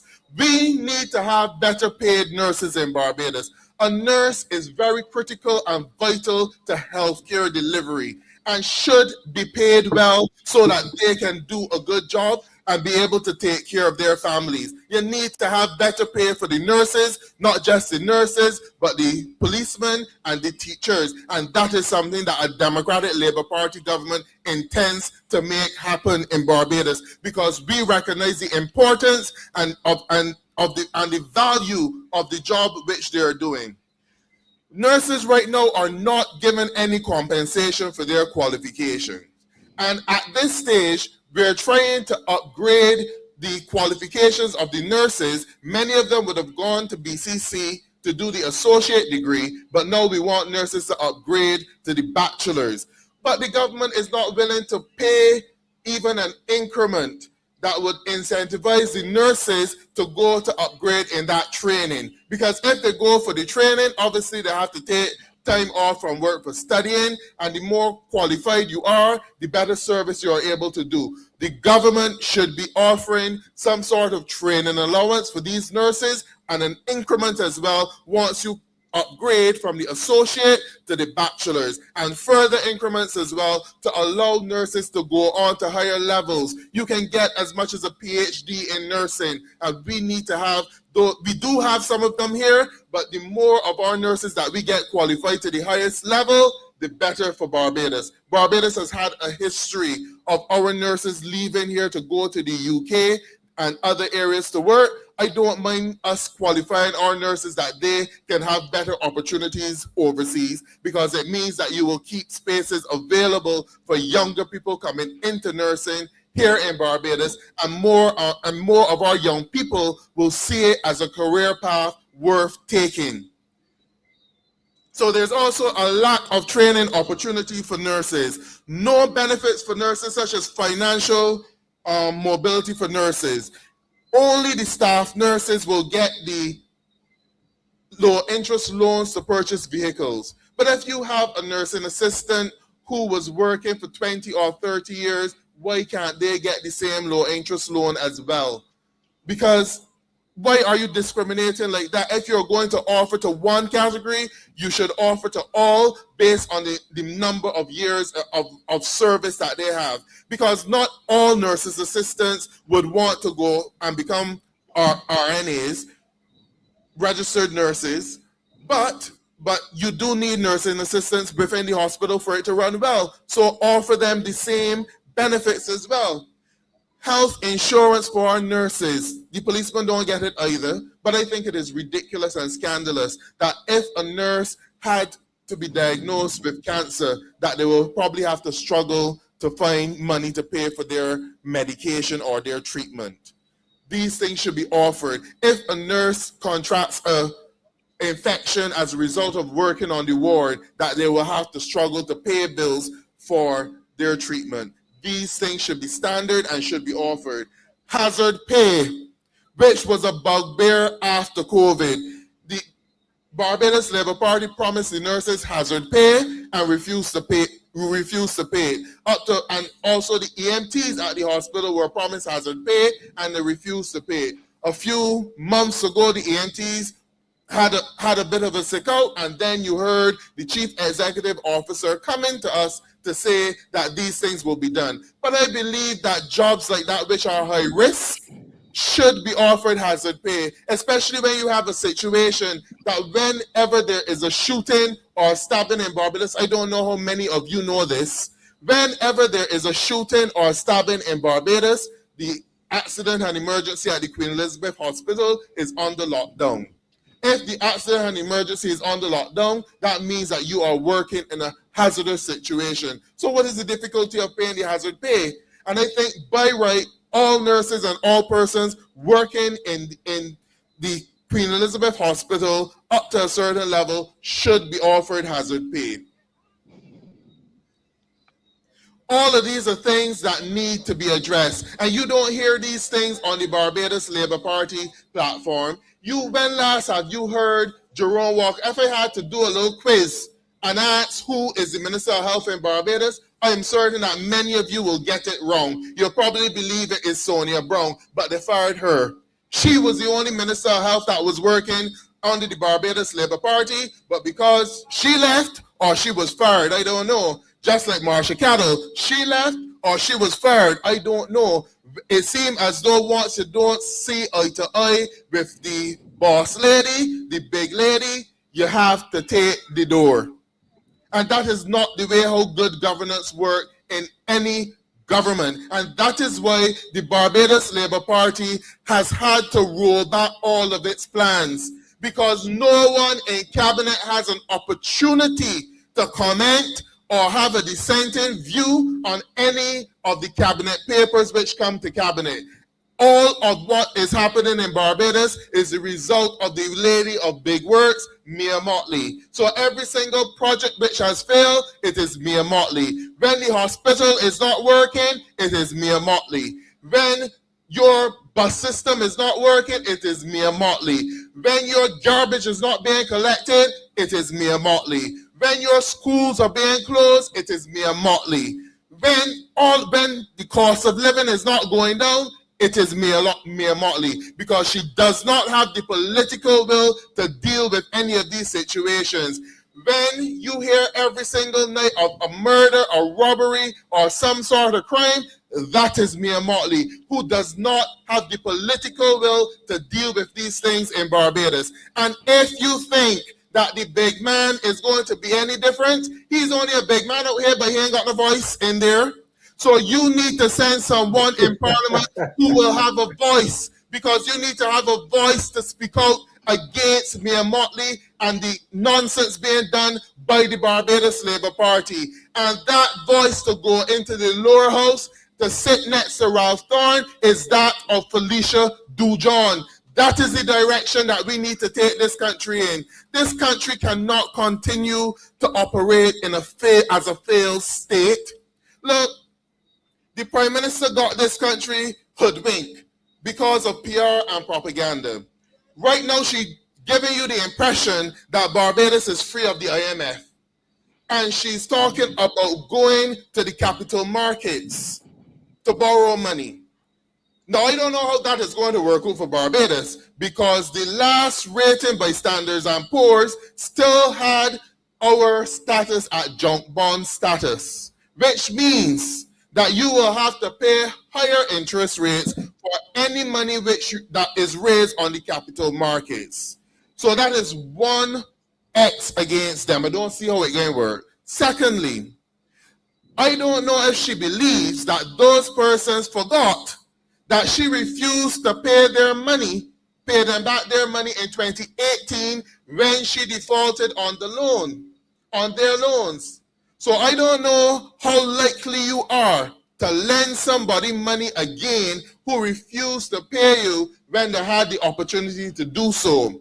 And then the third thing against them, many of those major lenders, people who buy bonds, such as Credit Suisse, or the global banks such as Barclays and the insurance companies, many of them, there was an article by the Financial Times when they criticized the amount of money which the Barbados Labour Party government under Mia Motley paid to White Oak. Y'all remember that? To renegotiate these loans and to renegotiate these loans. They said that Barbados paid more money than even Greece, who had more debt than Barbados. Try to understand that. Barbados paid more money to restructure their loans than even Greece. So I don't know how successful she will be or who she's trying to fool, but she is just going to take other trips to New York, to London, to Switzerland, to LA, to Paris and France, but she's not going to come back here with a single bond being sold, because we do not have the rating and the history for it. And all she's trying to give you the impression that she's lowered the debt in Barbados. She may have lowered it in 2018 by not paying her debt, but it has skyrocketed and gone back to exactly where it was. So for the last 7 years, we have not benefited anything from the Barbados Labour Party. Not a single project that they implemented has worked out for the benefit of Barbadians. You know the only people who benefited? The friends and family. The ones who infected the Queen Elizabeth Hospital and then got a cushy job as a High Commissioner in Ghana. And you know another one who will benefit? if y'all dare make the mistake of voting anybody else but Felicia Dujon up tomorrow, because Chad Blackman is cut from the same cloth.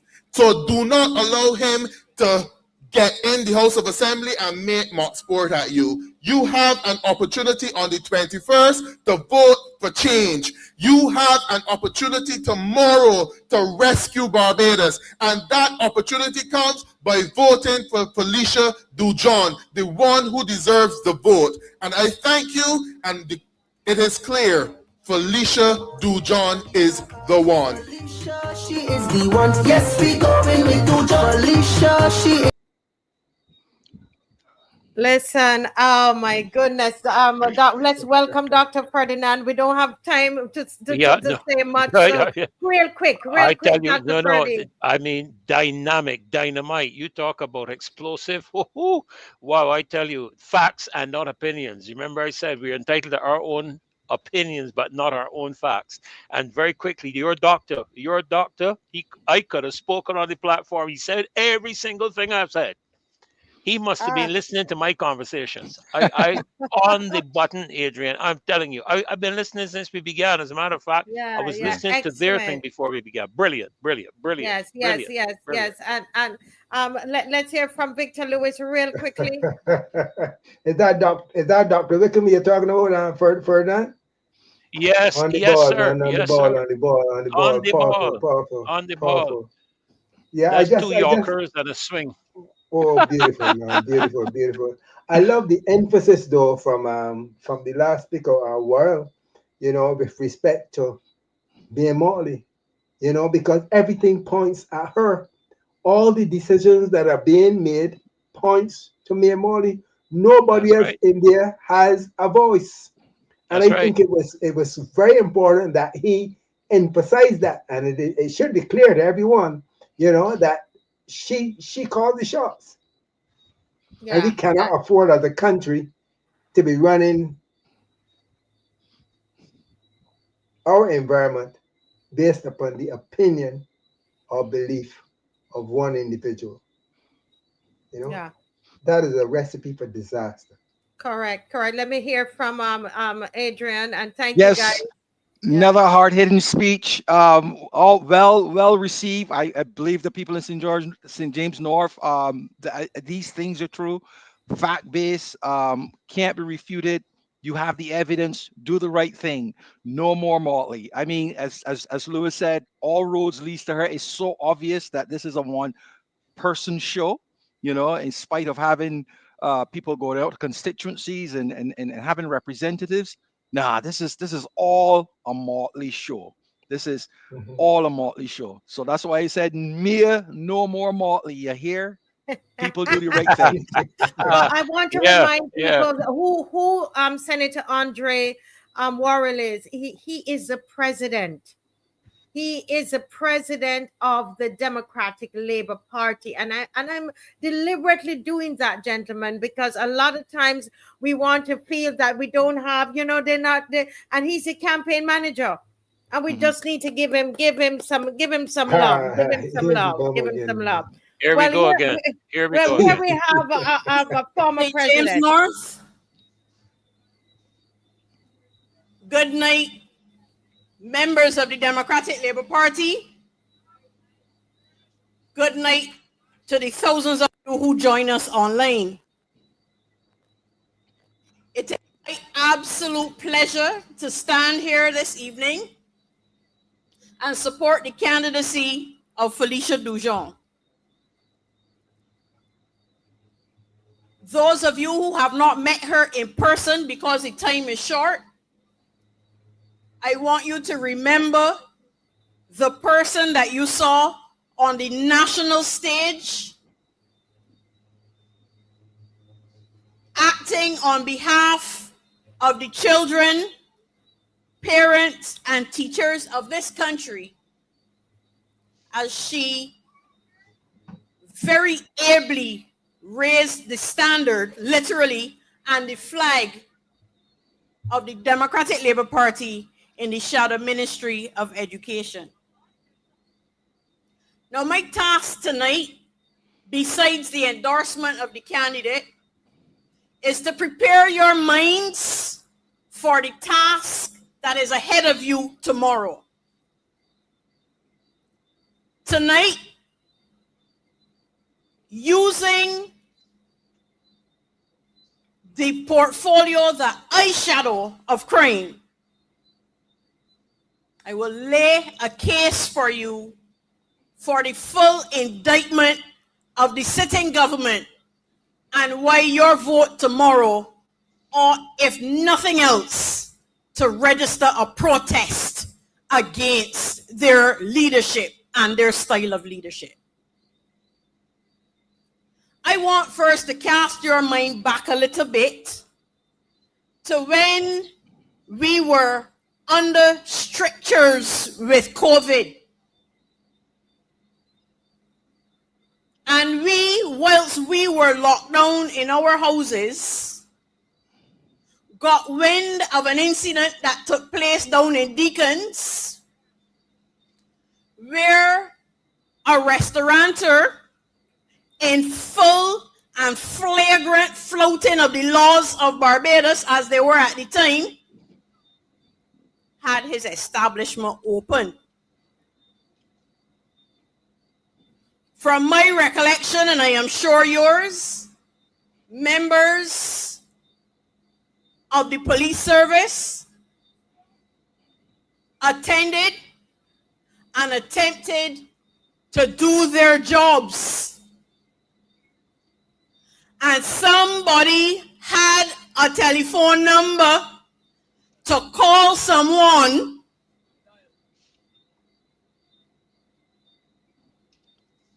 and the police officers at the end of that exchange felt constrained to back down. Under the Constitution of Barbados,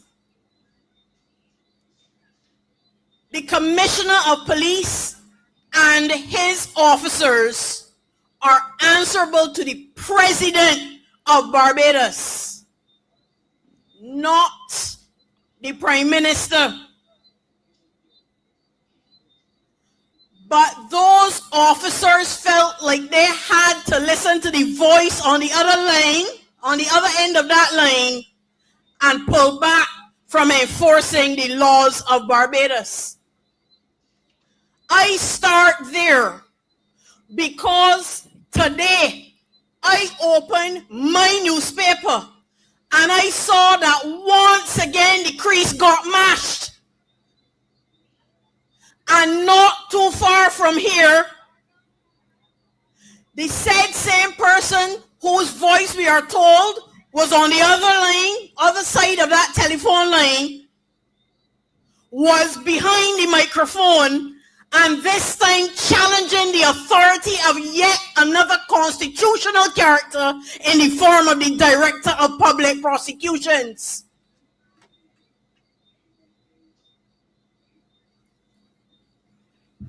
These are serious considerations when, as a country, you handed to that government every single seat.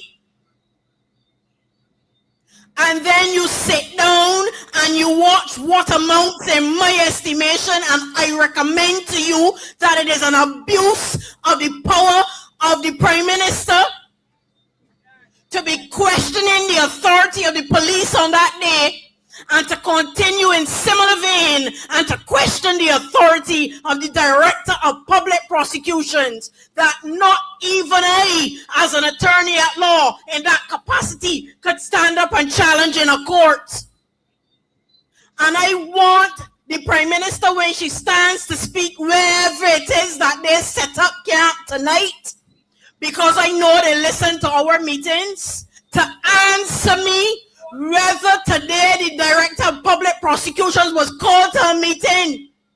Answer whether that actually happened. Because if this is the state of the democracy that we are having over our heads, it is time to send a signal to the government that the people of Barbados will not stand for that nonsense. And the moment for you to signal your discontent is tomorrow, St. James North, 6 o'clock in the morning till 6 o'clock in the evening. That is your moment in time on behalf of all the people of Barbados to register your protest against the behavior floating the constitution of this country. That is my opinion of what happened. I don't mind how much you say that you are entitled to have an opinion. You cannot, under the constitution of this country, call the director of public prosecutions to account to anybody at all in this country. And I was fully disappointed to see that the acting DPP responded. He should have left her in silence, because you are to treat content with content. It's about time. It's about time. Yep. It's about time. That is the state of our democracy. And it is a moment that we must look upon with furrowed brows and total worry. Where can we descend to after this point? And this is a critical issue in this campaign, because this is a time when you get ever so slightly to redress the balance. Because we know that on the morning of the 22nd of May, the same government will be in office. But when they are hobbled by losing a seat that they feel that they can walk away with, and do as they feel like, all the way down, it isn't just big things, little things too. You have a whole slogan about a big man, but nobody can call the big besides you. When you have these things, you have to stand up. And the rest of the country will await their opportunity to stand up and register their protests whenever general elections are called. But you here in St. James North have that opportunity tomorrow. And I call on you as loyal citizens of this country to do your national duty tomorrow and vote them out of the seats. And that is just the beginning.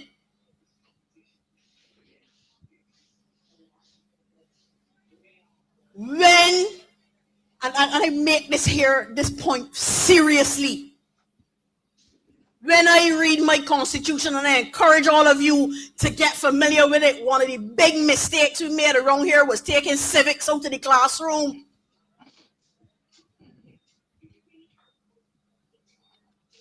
A man is innocent until proven guilty. All of those young men that were charged in relation to that incident down Kadooment in 2017 were innocent until proven guilty. And let me teach you another little piece of law. What happened in court in relation to them is what we call a nolle pros for short. I wouldn't give you the whole Latin term. And it means you can't come back and do anything with them. They are gone, not a note of evidence against them. So they are innocent all the way through in relation to that incident. And we will never know if the police had the right men. We will never know because the evidence never got tested. And there must be something to be said about why so many people will step back and say, look, not me and this. Because we haven't heard a single soul say that anybody was threatened. But you would ask the DPP to account to the people of Barbados for why regular, ordinary, looking like you citizens of Barbados had charges dropped against them, but nobody ever in the hearing of my ears asked the same question when a whole boat named Ecstasy sailed into this country and the charges were dropped in relation to that.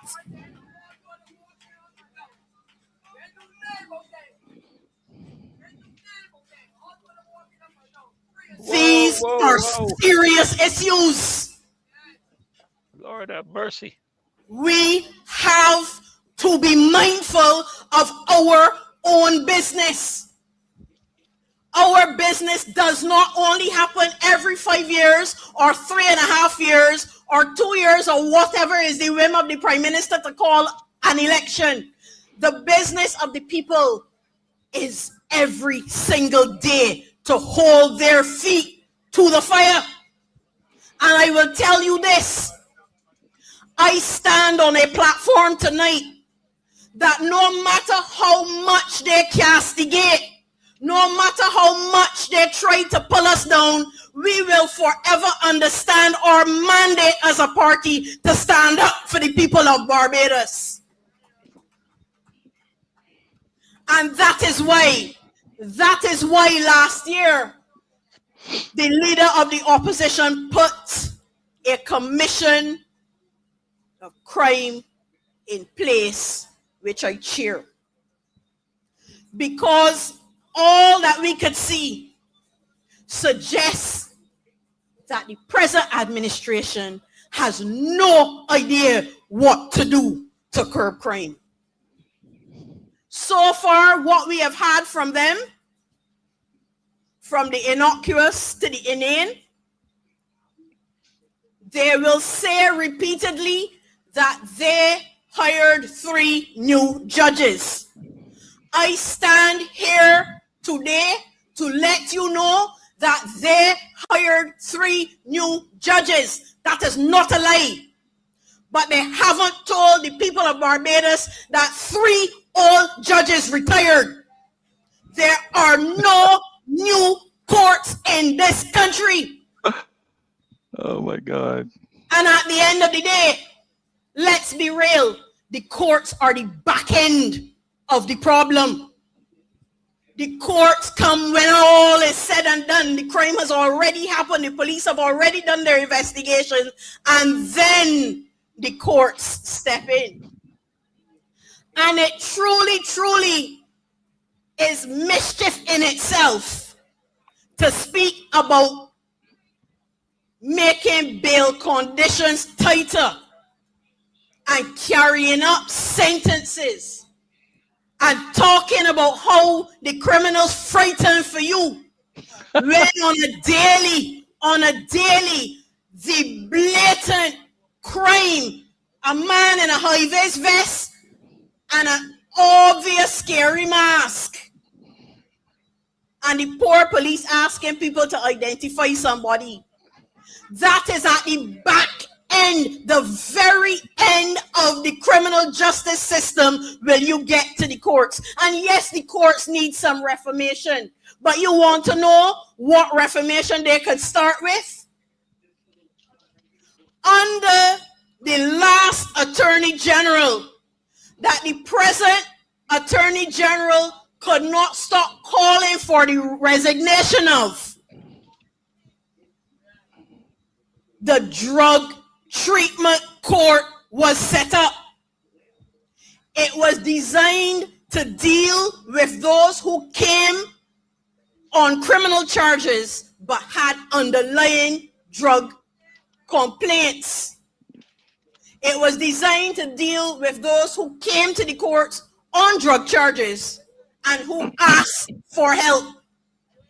And you know what this present administration did? They shut it down. The whole program is done. You want to talk about what needs to be done? The Democratic Labour Party knew what needed to be done. That drug treatment court needs to be put back in place as soon as possible so that our young men and our young women who are falling through the cracks can get some help. Because at the end of the day, if you only want to look at them as criminals, they will forever be on the outside of our society when our aim and our objective should be to find ways to bring them back within society. That is the crux of the matter. And they don't know what to do. And all they're doing is trying to think. There is no policy direction to be seen coming out of the government. Every time you look around, you're trying to think. Corey Lane came in and he tried a thing. Now it is Kurt Humphrey and he trying something different. So there is no consistent governmental policy in relation to the management of crime in this country. And when you hear them say that crime is not a political issue, it is a cop-out. It means that they don't know what to do, but you already know that they don't know what to do. And so from tomorrow, you will be marking your X for that party that has demonstrated to you, and that's just one example that I just gave you, that it understands what needs to be done. And we will continue to agitate, because let me tell you, this commission was not no mamby-pamby commission.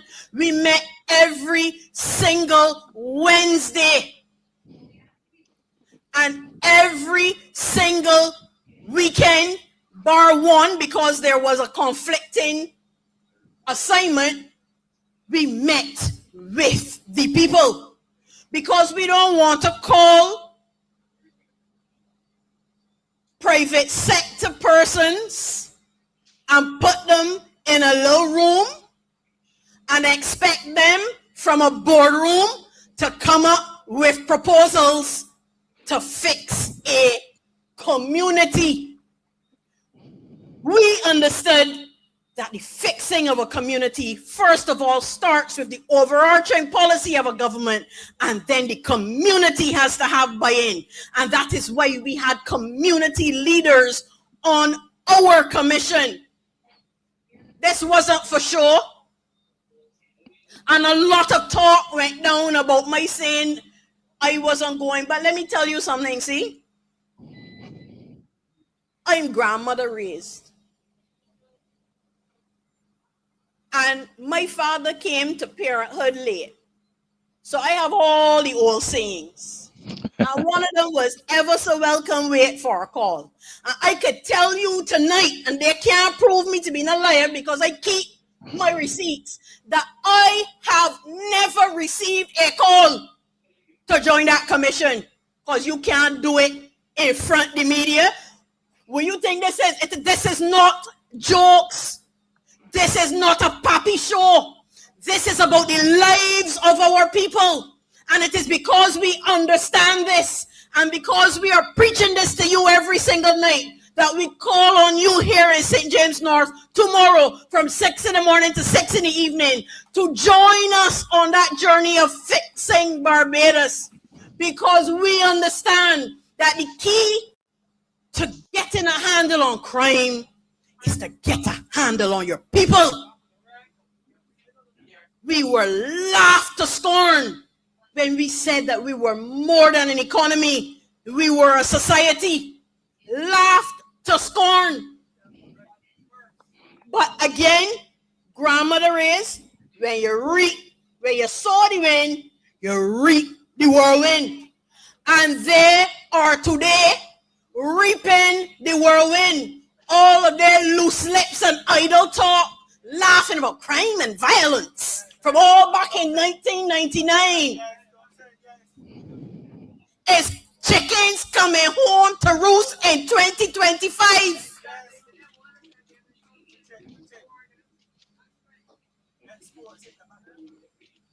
When you make sport a serious business, and you are in a leadership position, you have to expect that the people under you will make sport a serious business too.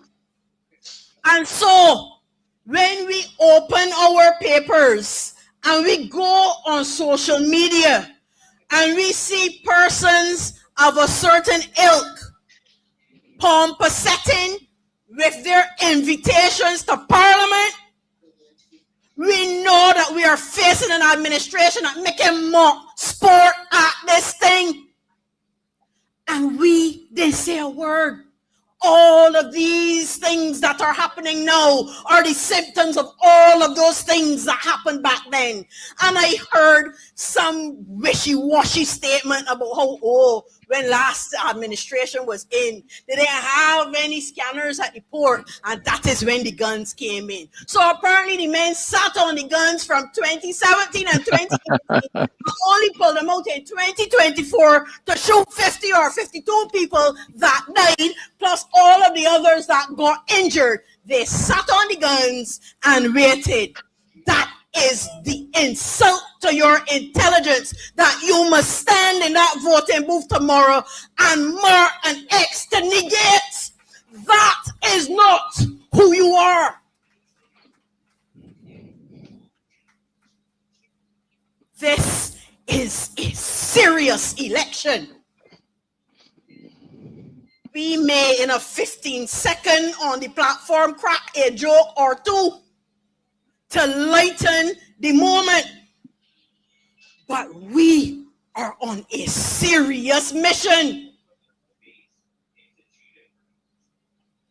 We understand that this country's soul is up for grabs, and that there needs to be decisive action by the government, whether they like it or not. It is a political issue, and if they want to abdicate their responsibility, I suggest to you, St. James North, that you take them down from off the throne, make the abdication complete tomorrow, and remove the Barbados Labour Party out of this constituency. When you keep people at your focus, and this is not just, I keep saying it, this is not just an idle speech. Ask anybody, any member of this party for their passbook, or go on the website and see the philosophical principles of this party, that they are rooted and grounded in the betterment of the small man. And that it is all about finding the social initiatives that will improve the lives of our people. And part of that is making Barbados so comfortable that if you wanted to get up and go for a run at 2 o'clock in the morning, you felt that you were able to do so. And what that means is that for those who have already fallen through the cracks and have collided with the criminal justice system, there must not only be justice in the court in terms of a sentence, but there must be some real and meaningful policy towards the rehabilitation of them. It cannot be a fly-by-night waiting on NGOs at the prison. It has to be a stated government policy, because they are us, whether we like to think so or not. They are us. God forbid tomorrow, in an unguarded moment, I find myself sitting amongst them. God forbid tomorrow it is your child or even you. There has to be something that gives them skill, that gives them a reason to have self-confidence, that gives them momentum to be a part of our society, that gives them hope, real hope, when they come out of prison. This is the mission of the Democratic Labour Party, and I have only spoken to a few of the initiatives coming out of that report. That report is completed and is with the editor, and hopefully will be in your hands shortly for you to understand that the Democratic Labour Party, whilst we may have stumbled in recent years, we are back on course. We are serious about our mission, and we are starting in St. James North.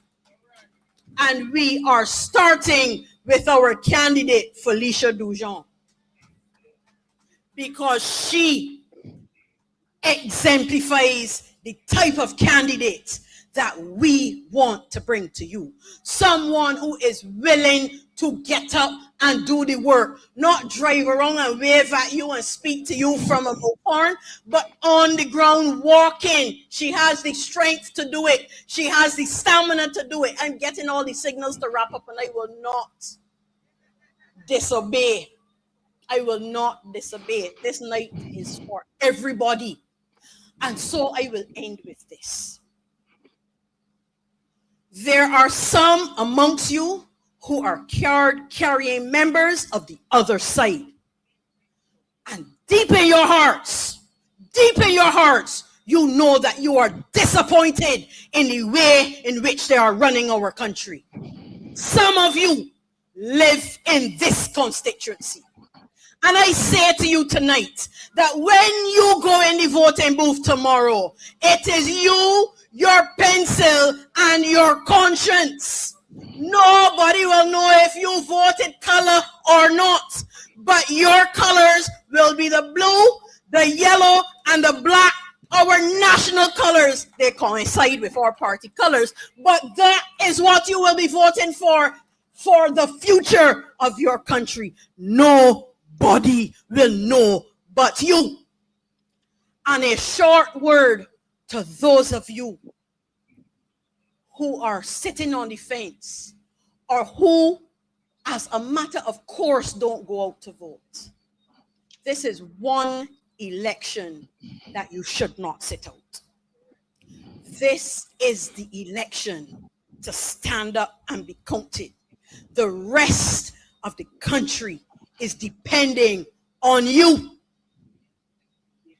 And to those of us card-carrying members of this party and our supporters, this is a constituency that we have won before, at a time when people were disgusted and disappointed as well.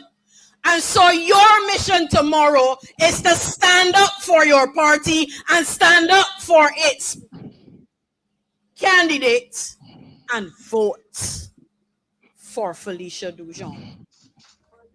And having called the charge to all of you, I look forward when the returning officer gives the results of the election tomorrow, that we as a country can breathe a collective sigh of relief, because St. James North has signaled to the sitting government that we are done and through and thoroughly disgusted and ready to move on from them, one seat at a time. Come out 6 in the morning till 6 in the evening and cast your vote. I depend on you. Barbados depends on you, and I thank you very, very much. Alicia, she is.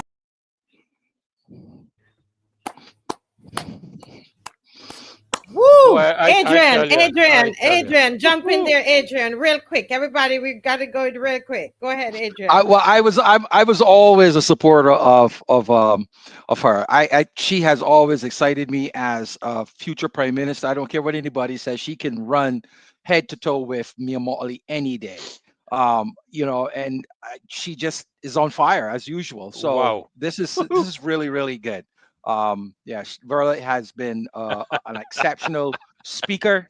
I mean, we've had our run-ins on Facebook, but the truth is the truth. I've always been a follower of hers, and excellent. She came through as I had expected. Let me go quickly to Mr.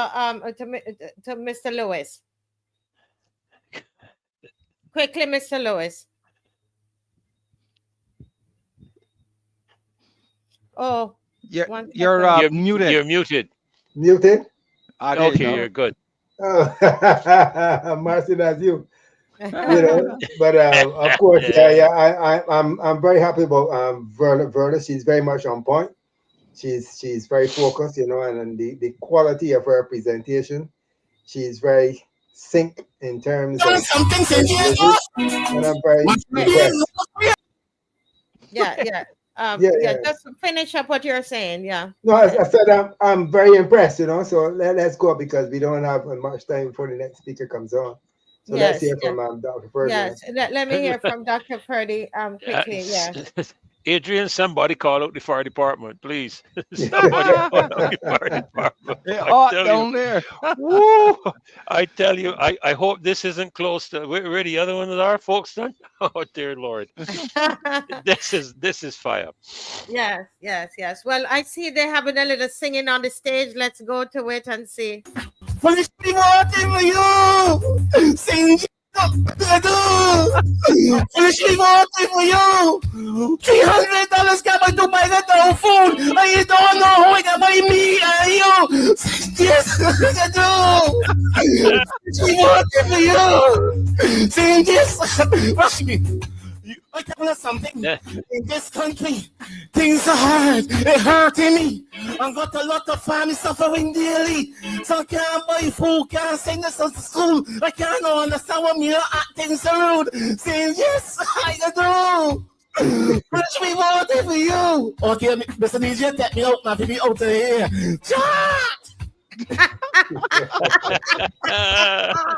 Lord have mercy. I mean, this is a well, I love what they're doing, in terms of the DLP, guys, it's from what they've been through in August, whichever side of the fence we're all on with that. We have to say tonight, when you see what is happening, regardless of what the results are tomorrow, regardless of what it is, this is a valiant effort. This is telling us something about the Democratic Labour Party. What are your thoughts, Mr. Ferdinand, Dr. Ferdinand, about that? Well, the thought that's going through my mind is the phoenix arising from the ashes. Mm-hmm. That's the thought going through my mind. The Democratic Labour Party is on its way back. That's what I'm seeing. That's what I'm hearing. Yes. Adrian, any thoughts on that? Well, anybody who think that the DLP would just go away was so wrong. I mean, that's nonsense, right? I tell you. I'm not interested in politics, but if there was nobody to represent, I would have to find my way home and try a thing. I mean, there's no way that it would just disappear like that. How could it? That's ridiculous. So I support this move. There will always be challenges with a big tent party like the DLP, and people will make hay out of it because that's politics. They just gotta keep their heads down, keep in contact, and keep close to the people, and they will continue to rise and increase their popularity and see their way back into government. Yes. There's a Felicia's here. Felicia's here. The stinging bees. He's protected from the stinging bees. God, the beekeeper.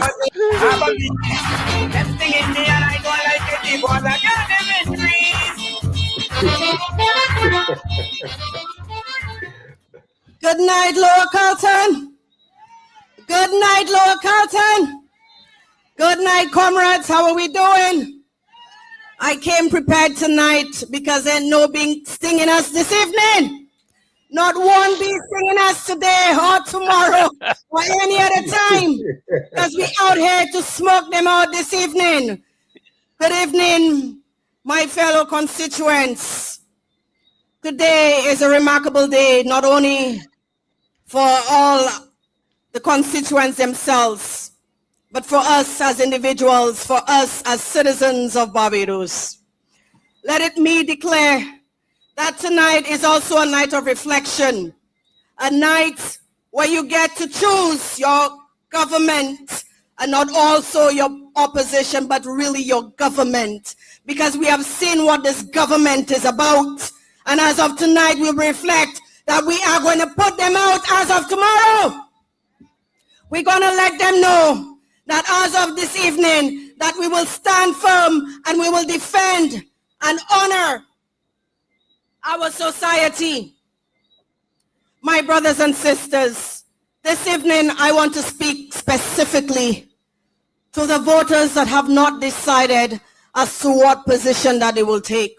I also want to speak directly to the supporters of the Barbados Labour Party. This by-election is about this country. This by-election is about justice in this country. This by-election is about justice in this constituency. Last evening, I gave the country a report on what I experienced, what I observed, and how we are going to address those issues and the concerns that has been raised. I raised the issues of the elderly. I raised the issues of children. I raised the issues of the children with disability, the single mothers. I raised the issues with families.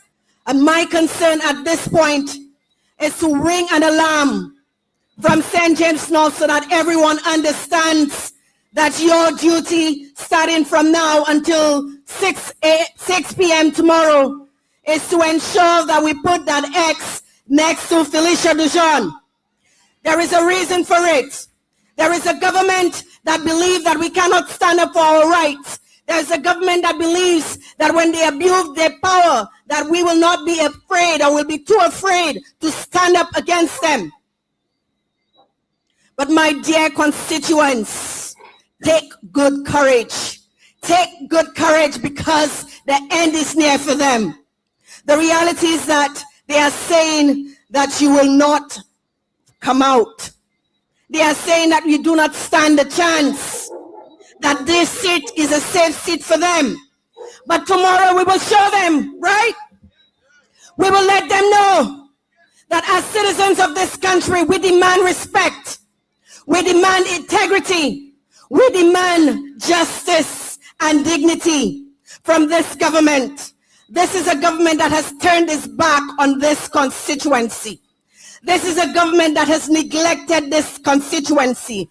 When I spoke on the infrastructure of this constituency, I was told that I shouldn't say much, that I shouldn't reveal the truth of the conditions of our constituents in this country.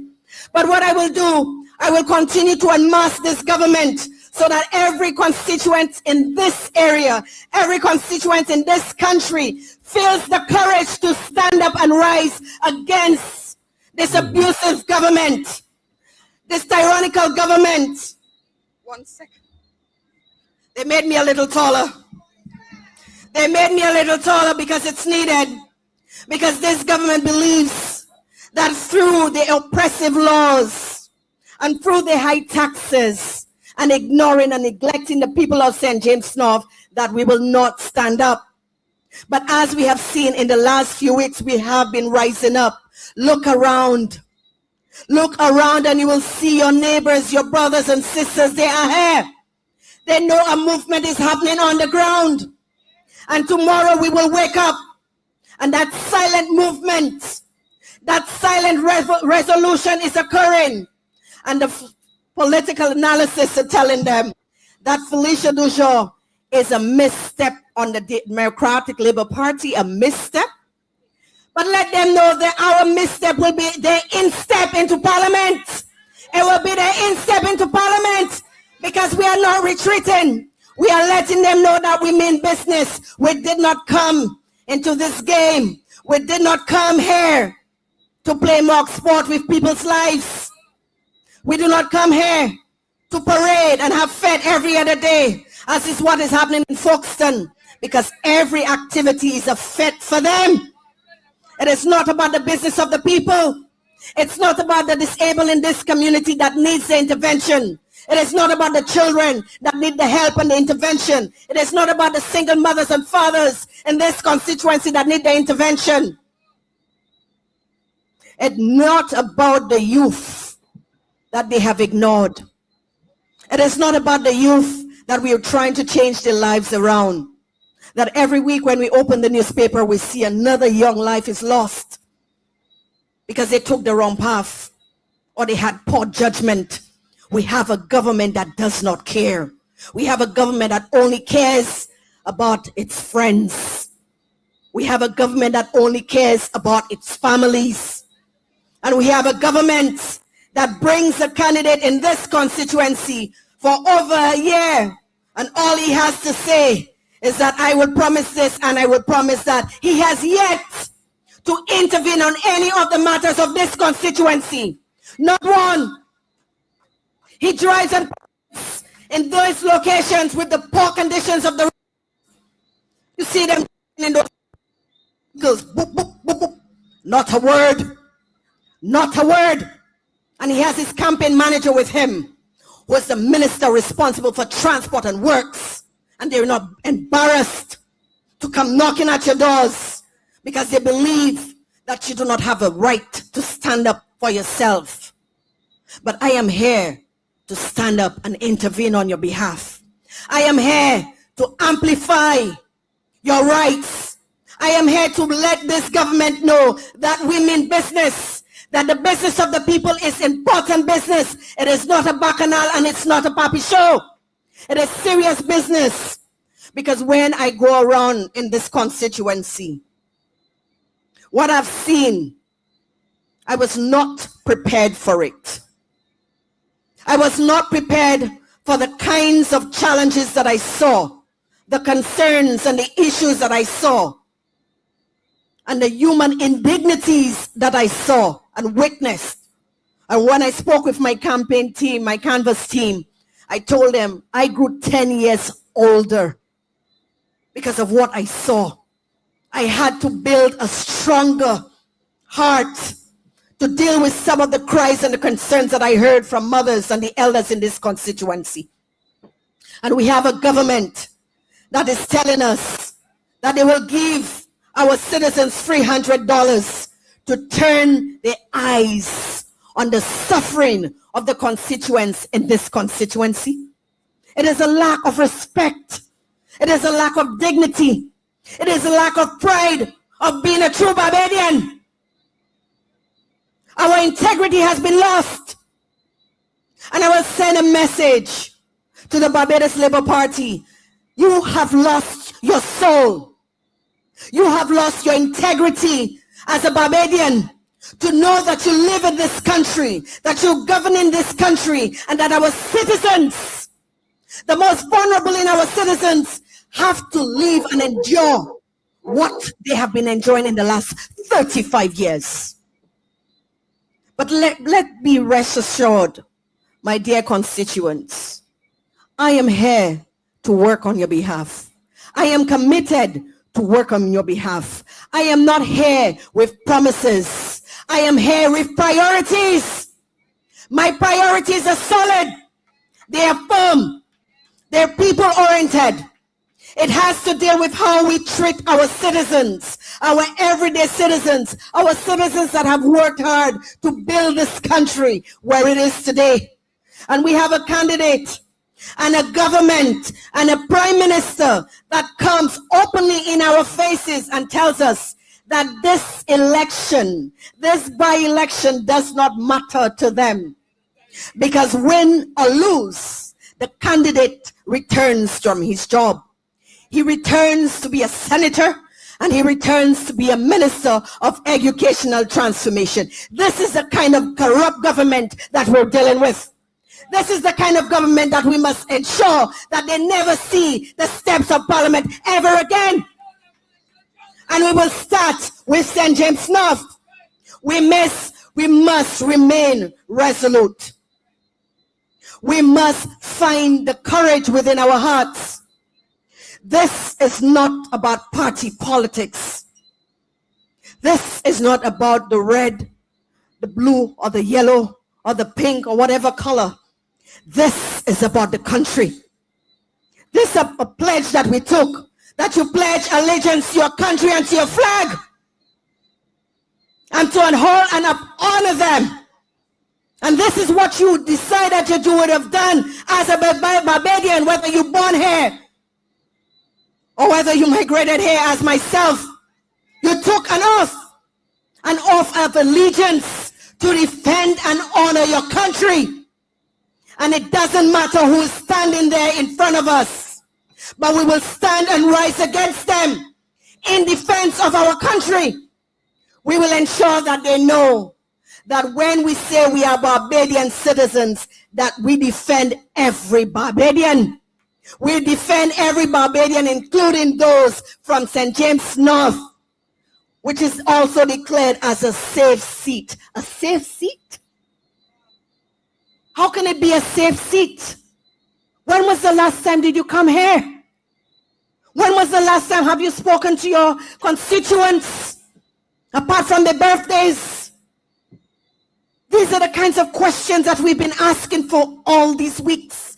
And we had a candidate that has been there for an entire year. And not one intervention has been done. Not one. My dear constituents, my advice and guidance and counsel to you is this evening is self-reflection. Take the opportunity to think about the future of this country. We know that this country is at a crossroads. We know that your vote will right the wrongs of this government. We know that your vote will determine the future of the children of this country and constituency. We have seen that this country and this government has denied children of the basic rights, the basic fundamental rights when it comes to education. And we have the same candidate returning to the Ministry of Education. My dear constituents, for those who have undecided, for those who are members of the Barbados Labour Party, I am appealing to you. This election and tomorrow will be a defining moment for Barbados. Your vote will allow the opposition to have a stronger voice in Parliament. We have seen what this government is capable of doing. They make agreements in secrecy, in the depth of night. This is a government we can no longer trust. Every time we turn around the corner, this government is making agreements that the people of Barbados are unaware of. This is a government that is self-contained. It is self-contained because only people within the inner circle are the ones that are benefiting. And that is why you see them trying their best to get that candidate in, because they know that once he is in, he will follow their orders. He will do exactly what they tell him to do. He doesn't seem to be a man that can think of his own. He doesn't seem to be a man that can stand up for the rights of people of this country. We need someone that will continuously advocate and champion on the rights of every Barbadian. And this is what I have continuously done from the moment I landed in Barbados. And that will not change. When we go to the ballot box tomorrow, you are making a decision, not only for yourself, for the development of this country. We are dealing with a tyrant. We are dealing with a tyrant. It means that we have one person that is governing this country. And we know that tyrants cannot stand up against our opposition leader. We know that tyrant knows that the Democratic Labour Party means business. And we will not stand by and allow them to infringe on the rights of our citizens of this country. So I need you to go home early this evening after this meeting. I need you to pray faithfully, but I need you to most importantly think about your decision. And that this decision that you'll make is for the country. I am appealing to you to give me the opportunity to serve you in my best capacity. I will work hard. I will be determined. I will put your interest as my priority as I have done. I will leave no stone unturned when it comes to your rights. And most importantly, I will stand up against that tyrannical person in government and make sure that they do not last too long in this government, which we call the Barbados government. So I'm asking you, and I'm appealing. They will have the pencils in there, but just in case, walk with one. Walk with your pencils, because we want to make sure that when you get there, you put that X next to Felicia Dujon. But that X next to Felicia Dujon also means that you're standing up against a tyrannical government. You're telling them no more. We've had enough of you and it's time for you to go. Thank you, my brothers and sisters. Felicia, yes, we voting. Felicia, we vote.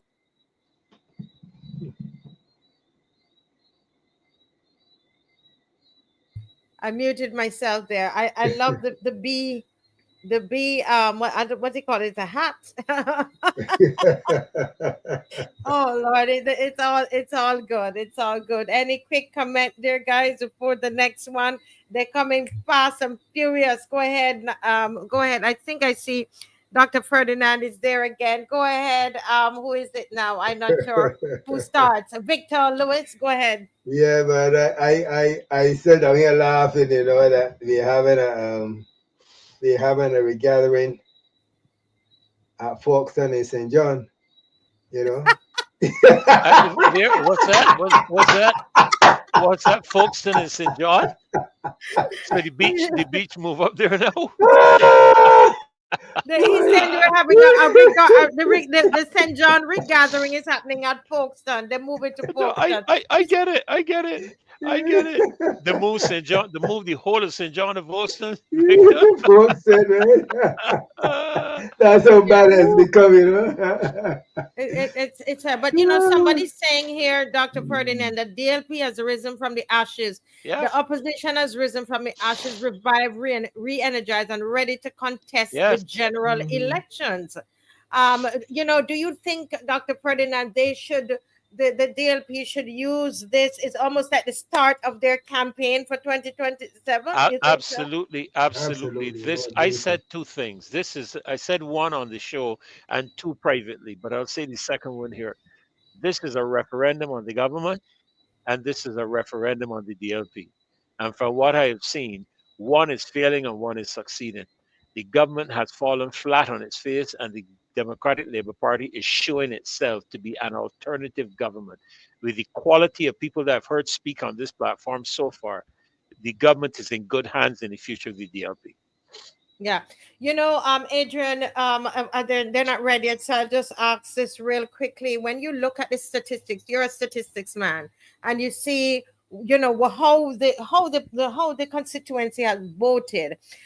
Do you think, regardless of what happened tomorrow, the DLP should, you know, how should they position themselves for tomorrow to face whatever happens, considering what we're seeing tonight and the whole week? Okay, I think I mute you too, because sometimes it's the noise coming through. Go ahead.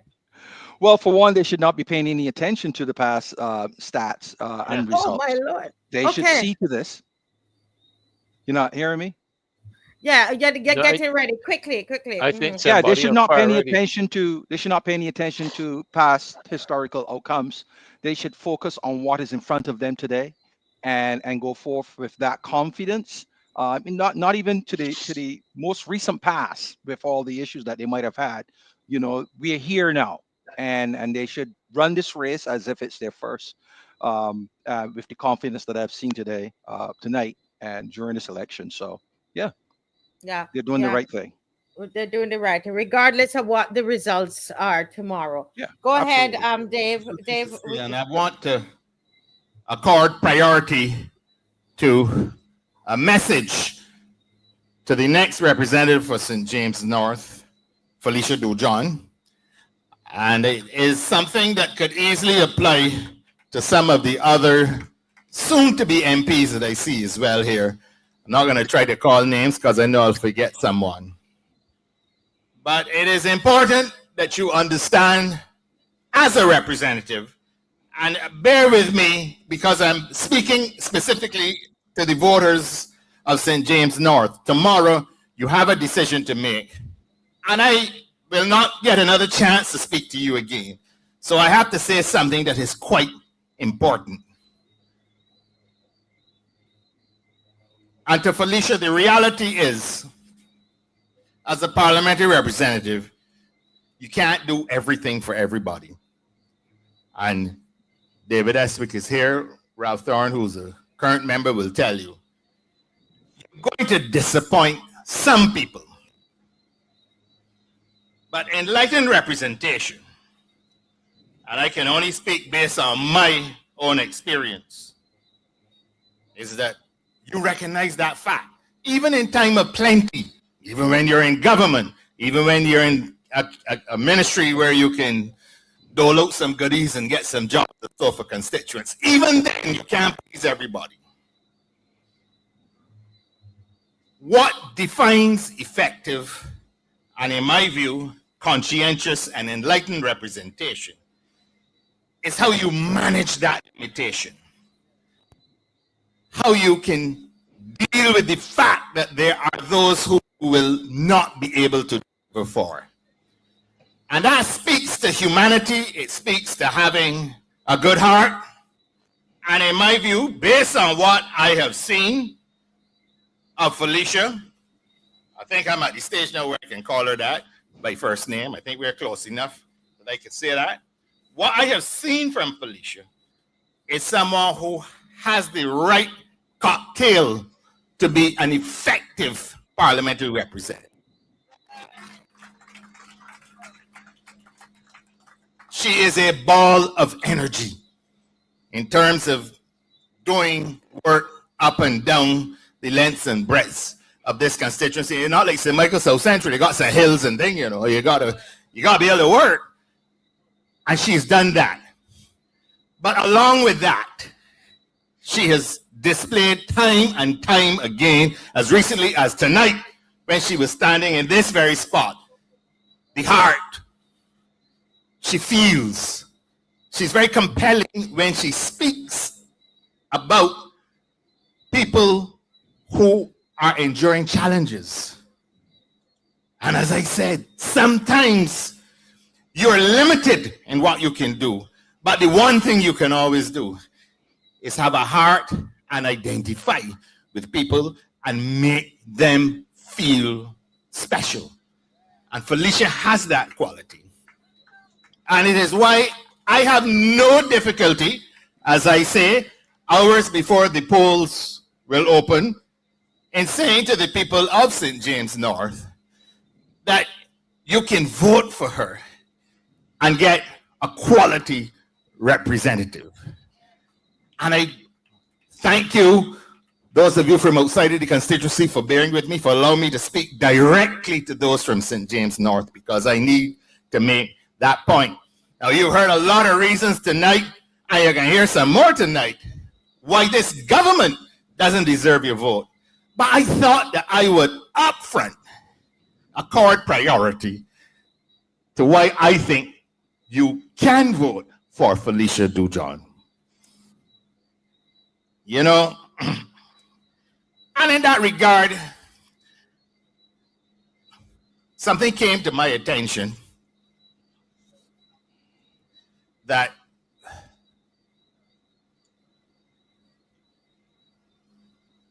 suggested to me that some effort has been made to introduce these xenophobic or jingoistic elements, and suggesting that somehow Felicia should not be in Parliament because she happened to have been born in a neighboring island.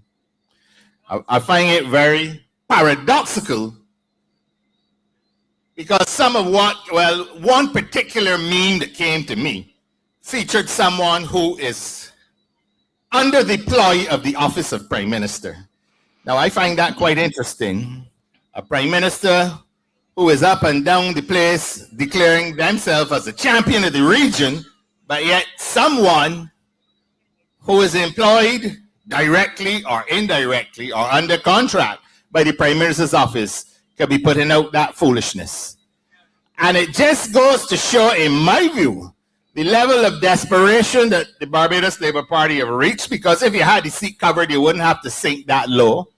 It also shows you the extent to which morning and evening words in the case of Motley simply don't match. The inconsistency. It is convenient to declare yourself a champion of the region, but then when you think it suits you, you can try to become a xenophobe or indirectly through people that work for you. Well, I think we've dealt with that issue. And for the record, the Motleys ain't come here in the olive blossom. They ain't from, but all of us came from somewhere else. And I think, as I said, I think I put my position already. I think Felicia Dujon is eminently qualified to be a parliamentary representative, and I look forward to her walking up those steps and joining the leader of the opposition and providing quality representation for the people here, as well as enhancing our opposition effort as we embark on our crusade to rescue Barbados, because that is the stage that it has reached. You know, I spoke about the crime situation last time I had an opportunity to speak on this campaign. And I find it quite interesting that, of course, since then, things haven't gotten any better. I heard of an incident even in the vicinity of the Old Town police station. And that tells you exactly the levels that we have reached. And you see, just as easy as the Brits can give an advisory on the beaches and the sargassum seaweed, they could just as easily give you an advisory on the crime situation. We all know that safety and security are brand elements in the tourism sector, and it is very important not only for our own citizens, but as the driver of our economy. Tourism does, in fact, require us to get a grip on this situation. And so I hope that we can also keep that utmost in mind, because as I said earlier already, that is something that we can't lose sight of. It is extremely important that we have some clarity in that regard. I've been asked to give some details on a very important piece of information because of something that I was involved with prior to 2018. You've heard the reason for the gun crime is because the scanners in the port weren't working. Now, I alluded to this before, but I'm going to give you a few details tonight because I was asked to do it, and I think it's important. It is a flagrant lie, okay? There was a scanner in 2007 that came in for the World Cup. It was not working properly.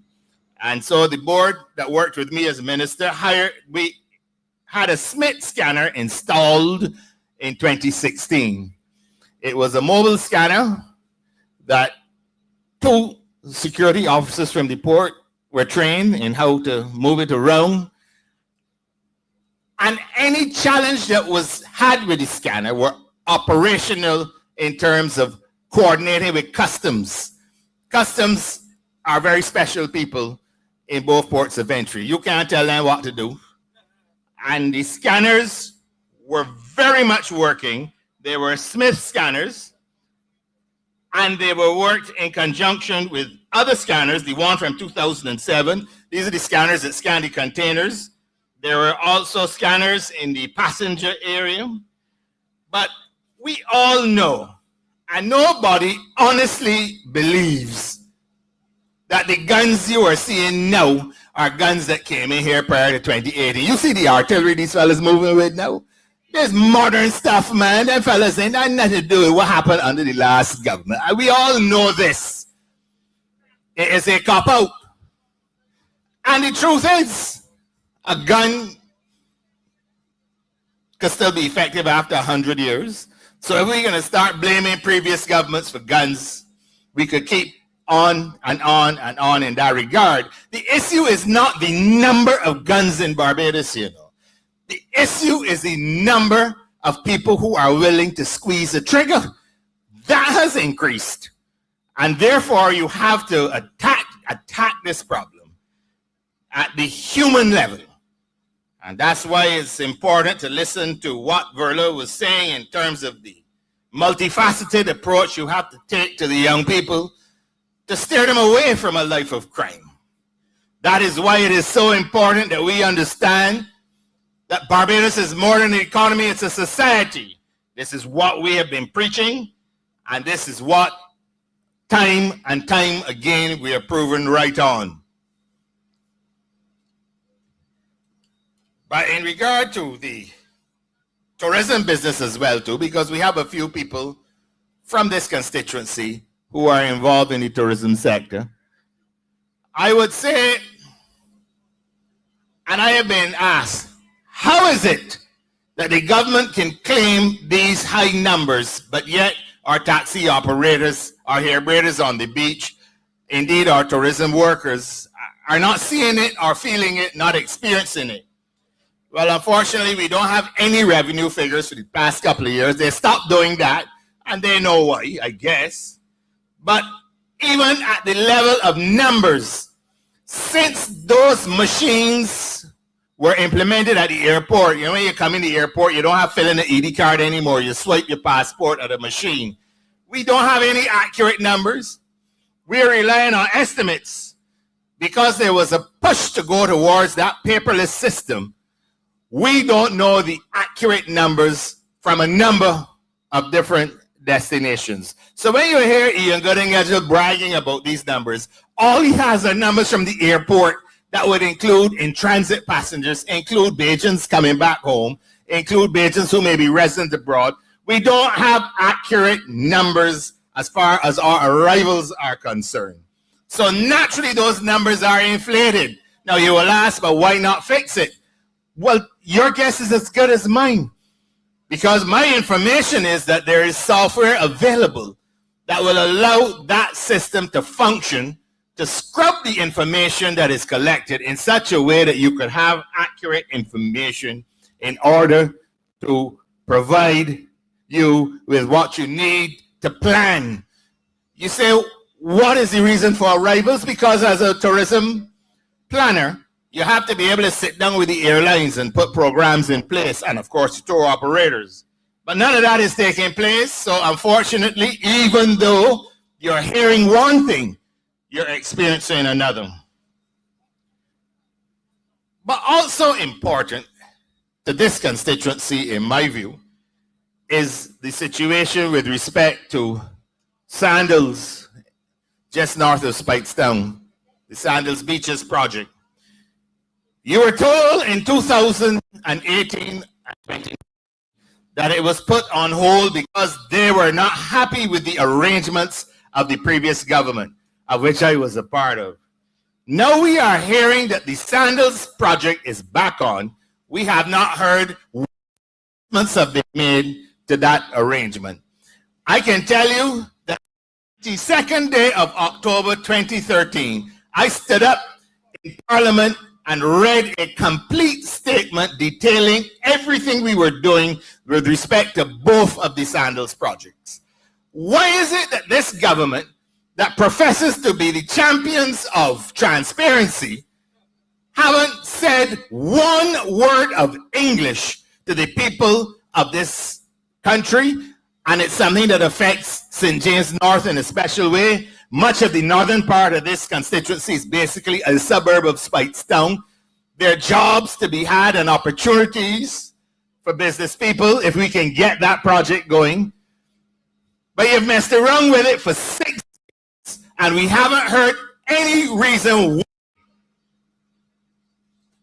it was delayed in the first place.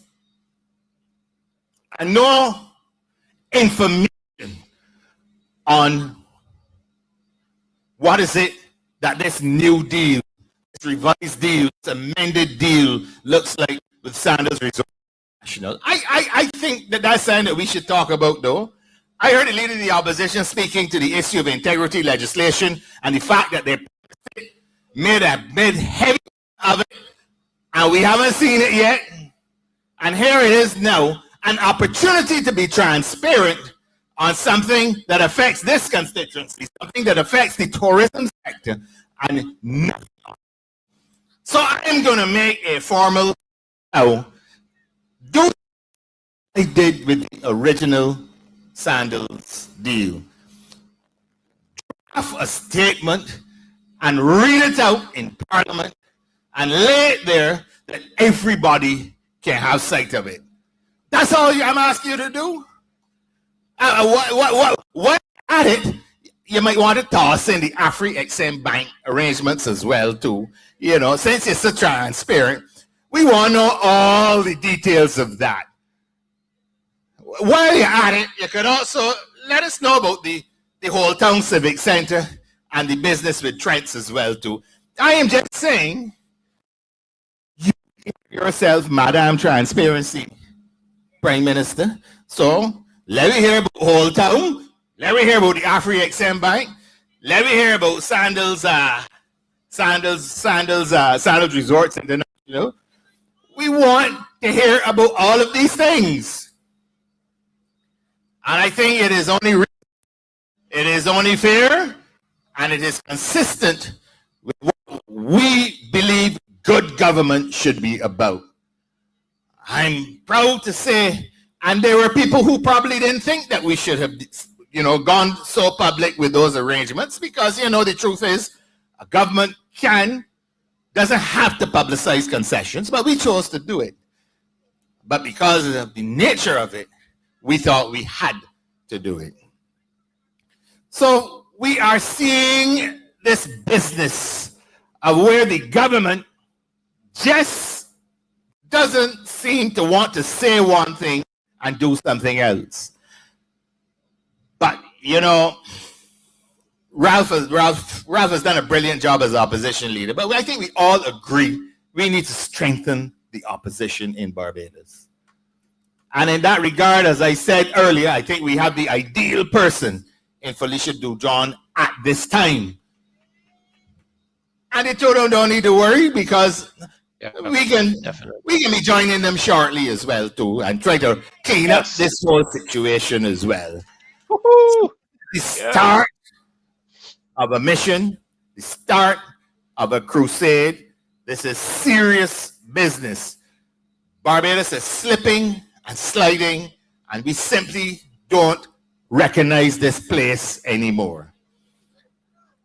Right after I heard about that robbery adjacent to the Whole Town police station, I understand someone was on the call-in program talking about living in fear, literally locking themselves in a room.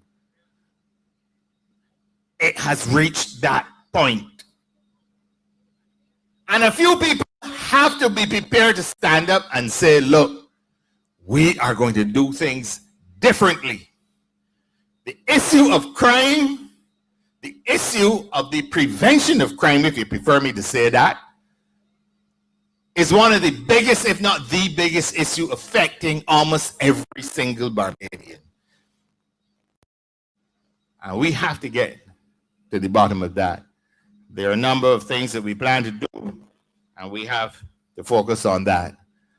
And I would want, of course, to associate myself with all of those wonderful efforts, as well as what we're doing to address the issues of the cost of living as well, too.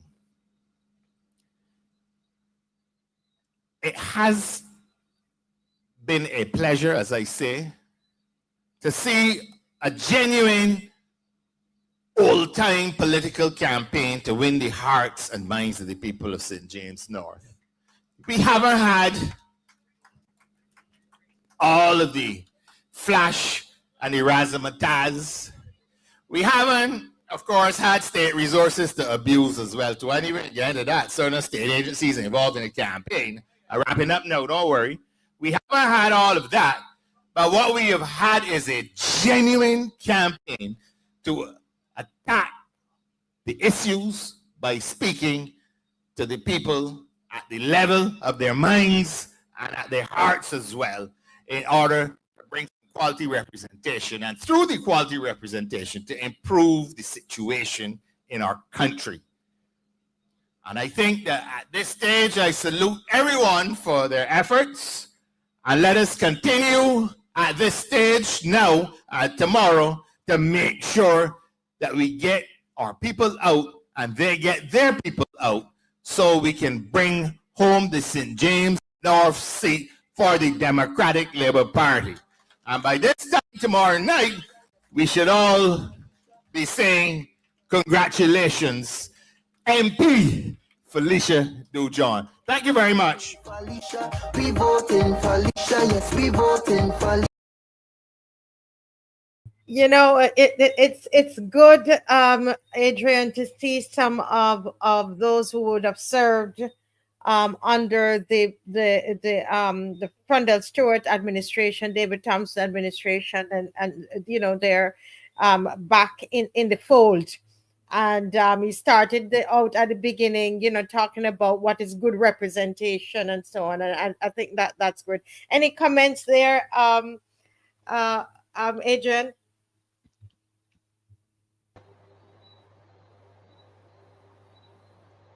Sorry, I had to unmute myself.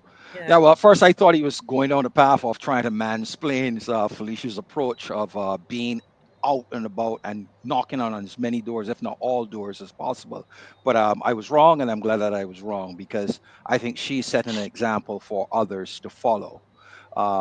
He, as usual, another great speaker, touching on his strength in tourism, and clearly enunciating what, giving more evidence of the macroeconomic disconnect from microeconomics, as he talked about the statistics of arrivals at the macro level, not comparing to what people are seeing in the hotel rooms, and well, there he goes.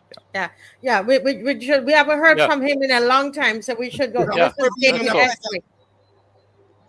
Who stand here tonight on behalf of the Democratic Labour Party. And Felicia Dujon. I am confident of a few things. That ignorance and treachery will not prevail.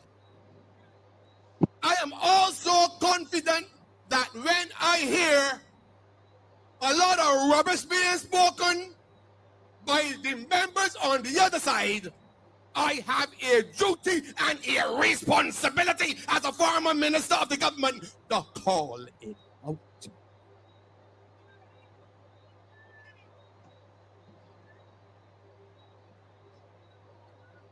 Look, it bothers me immensely, and when I say immensely, I mean immensely. When a member of parliament,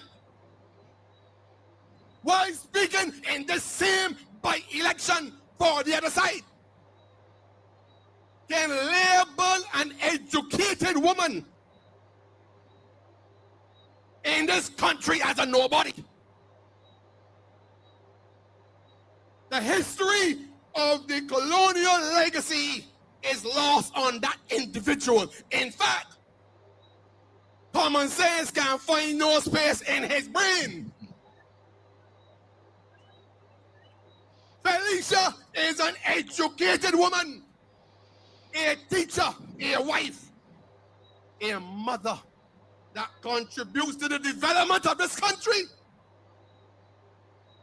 But to contrast her nobodiness with Chad being somebody because he was an ambassador to Geneva, to the ILO, to the WTO, is rather unfortunate and an insult to intelligent Barbadians.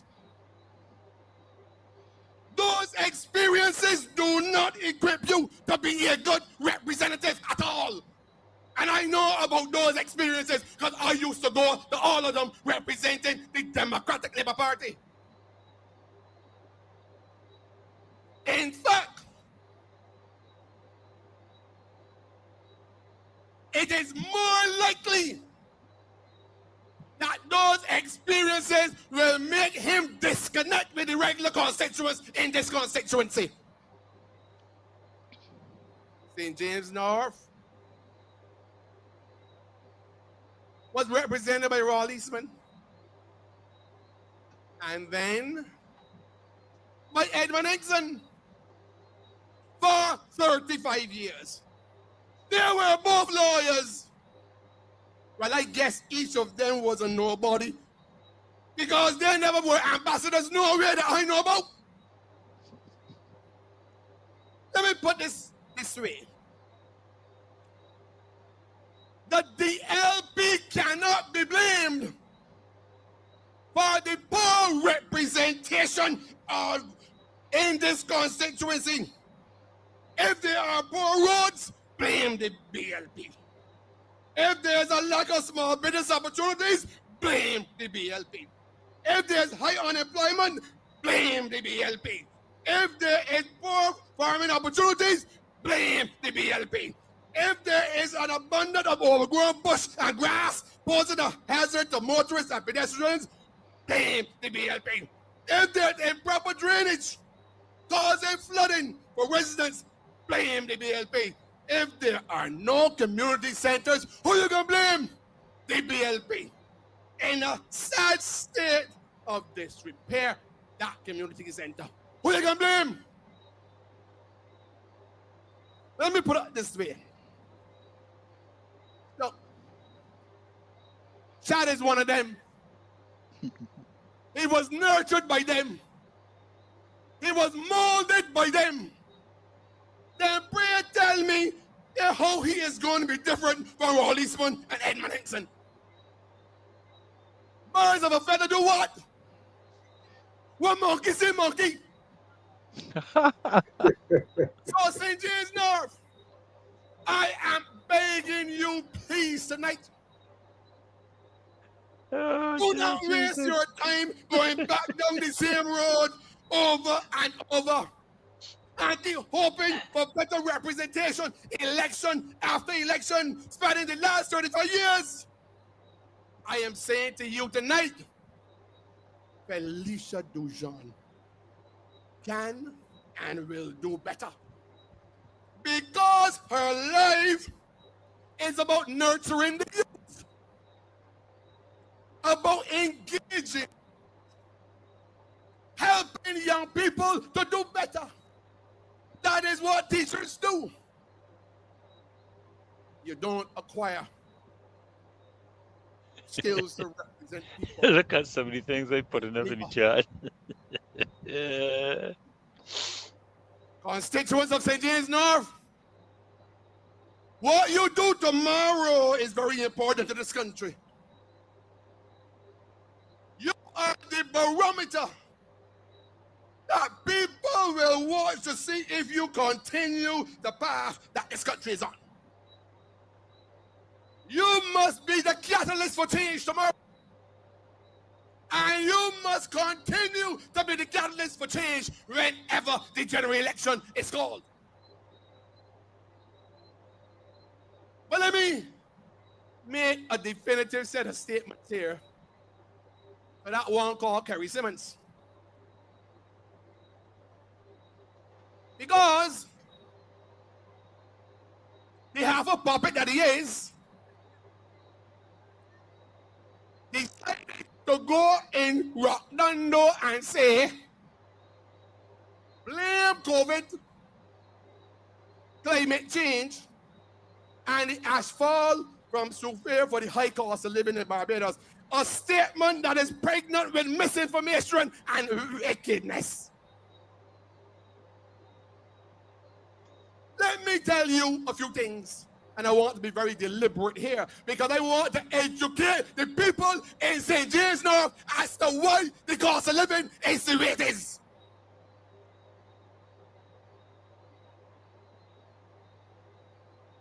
Let me detail the evidence for you. On coming to office, the government introduced the following tax measures in Barbados to raise revenue as the pillar for their fiscal policy measures under the BERT program. Many of those policies were inflationary in Barbados. And I want you to remember the words of the leader of the opposition at the time when she was leading the opposition. These were her words. You cannot tax your way out of a recession. And that Barbadians were taxed to death by the DLP. But this is precisely what that woman has done with a bunch of neighbors that have. You don't worry, I afraid of another name. Because when I sat in Parliament for 15 years, I sat across from Owen Arthur, I sat across from Maskell, I sat across from Anthony Wood, I sat across from Erskine Griffith, from Tyrone Barker, to all them a bunch of mental misses. They can't come around me with nothing. Nothing.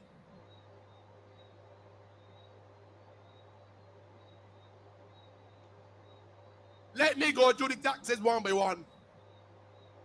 And I'm going to do this being very conscious of the time, given that our political leader has to speak. When the government came to office, that's the first thing they did. Number one, increase income tax on the middle income Barbadians earning $75,000 a year and up. 2, increase and introduce a 40-cent tax per liter of gasoline. That was inflationary because businesses pass on that increased cost to you. They increase diesel by 40 cents as well. So all of the businesses that had to put additional costs in their transportation budget, pass them on to you. Under the government, a blatant and willful attack on the poor people in Barbados. They increased the bus fares from $1.50 per trip to $3 per trip and 50 cents. That price was inflationary to you. It would have eroded your disposable income. That's the income you have to spend. I'm coming down there, girl. That was an attack on the most vulnerable in Barbados. But don't forget, that is number 4. Number 5, the government placed a 22% tax on the supply of mobile services, of voice data, and text messaging. That tax increased the price of the services to you. The government increased the land tax rates in Barbados. For middle classes and businesses, the businesses pass on the increased cost to you. That is number 6. Number 7, and this one is a doozy. The government removed the municipal solid waste tax implemented by the Democratic Labour Party and put in place a garbage and sewage contribution tax. Now let me explain to you this.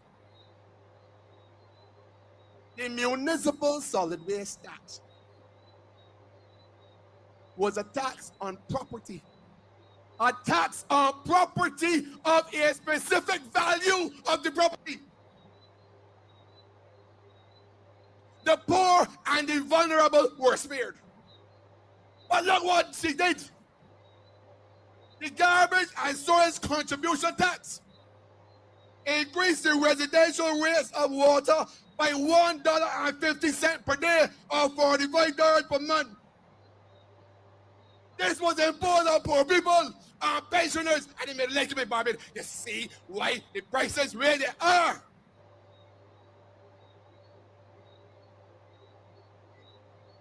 Number 8, the government garbage and sewage contribution tax increased the water rates to businesses by 40% at the time that the tax took effect. What do you think the businesses would do? They pass on that increase by their products goods and services sold to you. Don't let them come down here and tell you about the poppycock.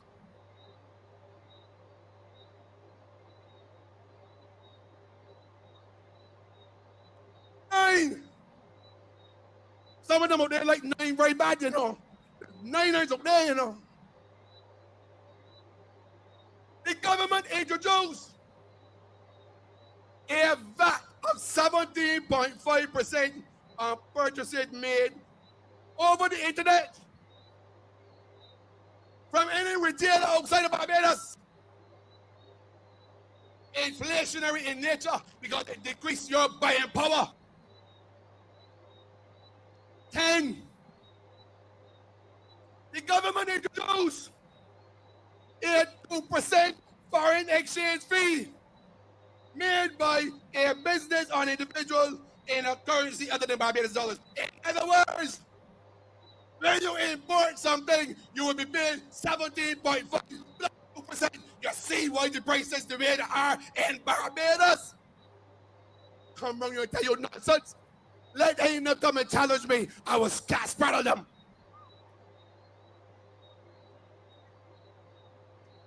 The government, there's 11. The government increased the fees to collect barrels from the Brixton port. Inflationary in nature and an attack on the poor. And it decreased the disposable and discretionary income of poor people.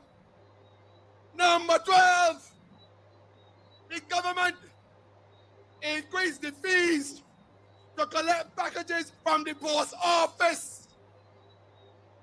You all need to understand what these people did. But this one, I find, takes the cake. Because I was Minister of Agriculture. And when I was there, we protected all of the farmers in the Integrated Rural Development Program or the Land Lease Program. With respect to their water rates, the rates to the farmers in those programs was 60 cents per cubic meter water. You know, they increased it from 60 cents to $1.80. Do you understand why a breadfruit costs $25 in the supermarket? Do you understand why agricultural products skyrocketed? We need to understand that this isn't about whether you like a BLP or a DLP man or woman. I don't care about that. I lay the facts out for you, and you use your common sense to determine whether this is what you will support and whether you will continue to support. Because tomorrow is that decision that you have to take.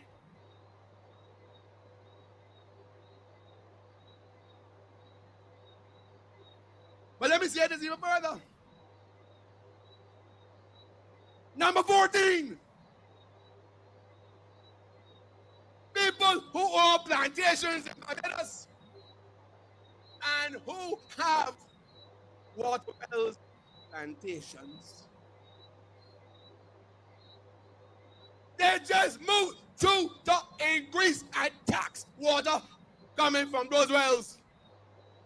If they do that, what is the plantations going to do when they produce produce? Increase the cost to you. But this one, 15 is another big one. When the government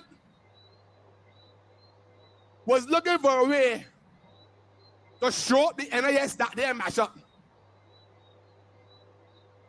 they're not because they forced the NIS that investments into the ABC highway in gems. You need to remember these things. They forced the NIS to invest in Four Seasons. All of these projects that they get back a cent, and then when they restructured the debt, they refused to pay back $1.3 billion to the NIS. The better, you know, these are the, I got all the data. I have all of them. But you know, what oh, is this.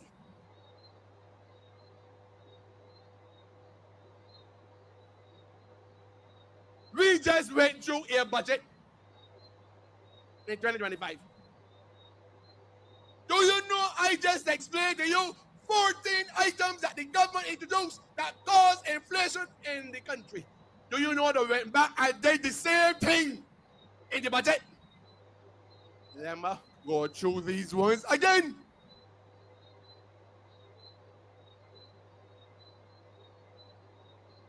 Look,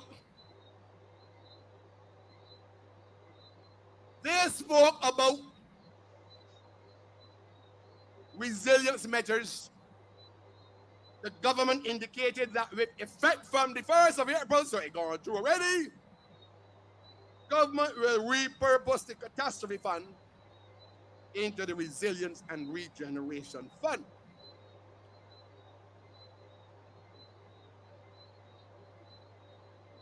They said as of the repurpose,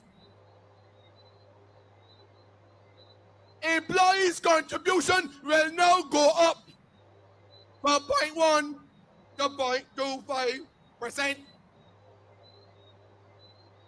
as well as self-employed people in Barbados. And all the pressure that you know struggling every day to buy food, they're gonna come and make it more difficult for you to eat on a day-to-day basis and pay your bills. And now walk about telling you vote for them. I know why we like to put them in.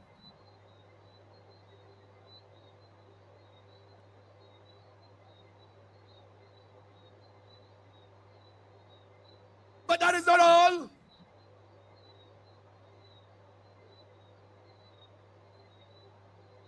They decided that they're going to expand the contribution pool to the same fund. Let me tell you what they said they're going to do. All employers in Barbados must now match the contributions of the employees. Pray tell me, this is added cost to the businesses. This cost will be passed on to consumers that buy the goods and services from those businesses. Inflationary in nature. They don't know what they're doing. They don't know what they're doing. 4 or 5 financial consultants, and all of them got the head up in the very fright air that ain't got no.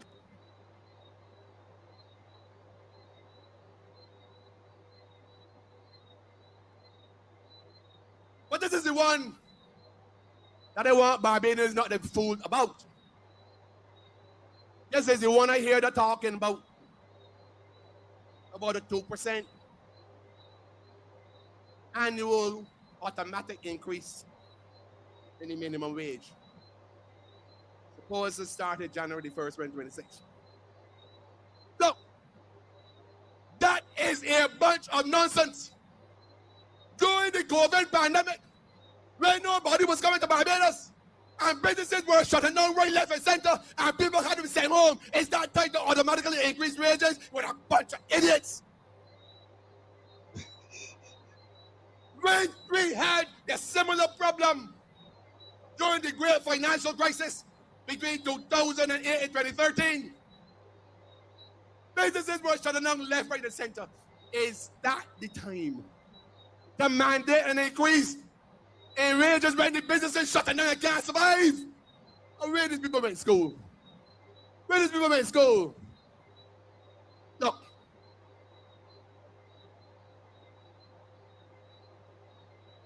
and I want to say this to people who think that the new minimum wage agreement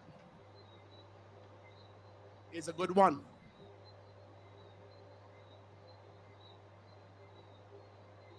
I like the idea that people should be paid for the work that they do.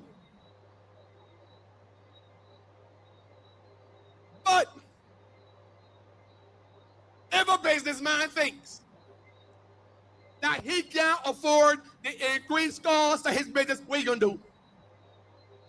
Or reduce the number of hours of work. And if he has what in economics we call pricing power, that he believes they're gonna increase prices, that is he gonna pass on increased prices in order to deal with the cost increases to himself. These people really understand what they're doing. They don't know what they're doing. And I can tell you something, all that does is create a potential set of internal conflicts between labor and the employers in this country.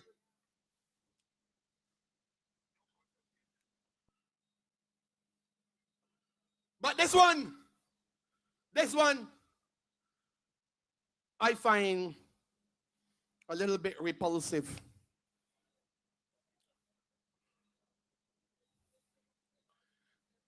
You told Barbadians, go and line up for $300.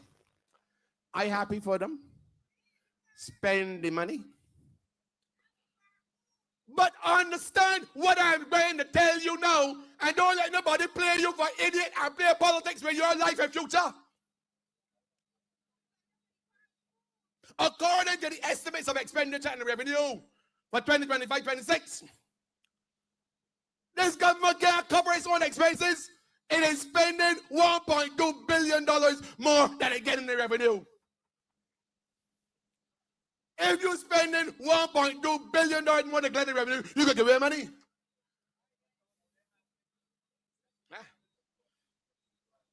That is tantamount to you earning $2,000 when the month comes.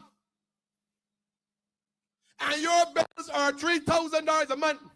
But you decide to go and give every charity in Barbados $300. These are the facts that none of them can come and challenge. None of them.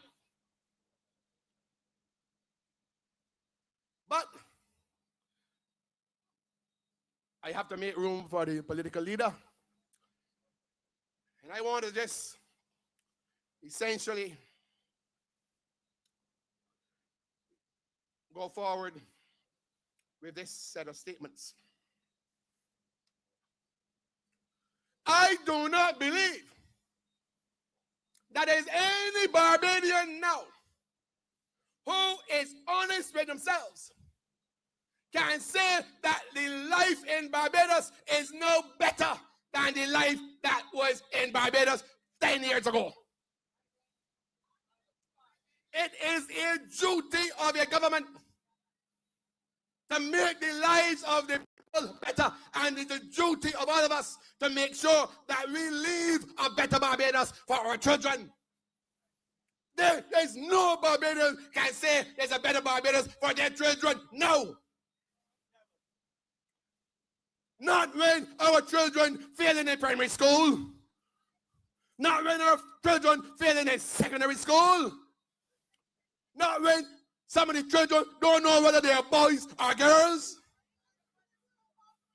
Now you have a situation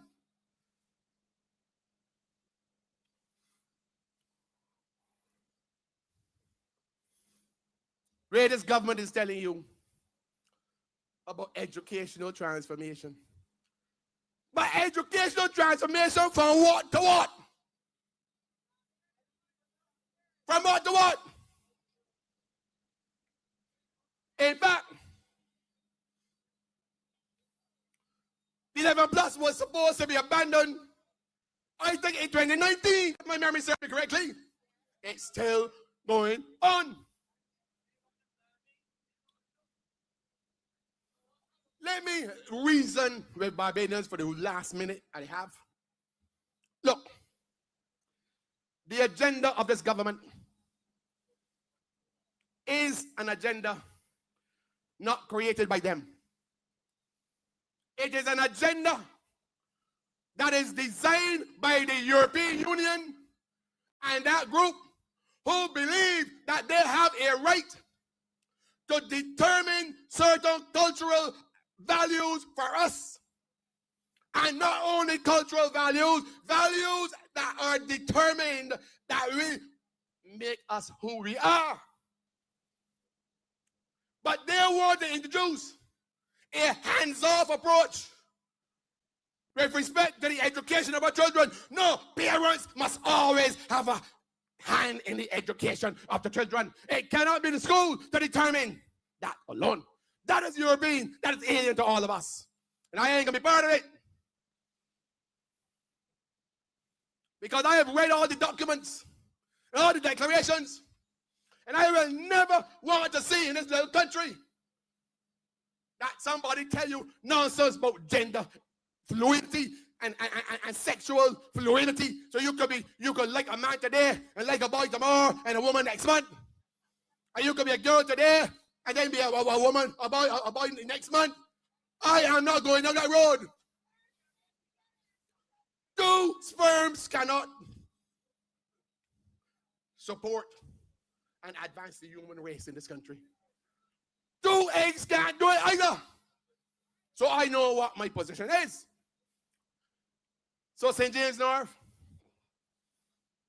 you have a choice to make. You have a lady who is genuine. You have a lady who is a molder of the youth. A one who wants to see them succeed. A one that is not going to sit down, but will represent your interests every day, morning or night, in Parliament. And all I can say to you, ladies and gentlemen, Barbados will be watching you tomorrow. The international community will be watching you tomorrow.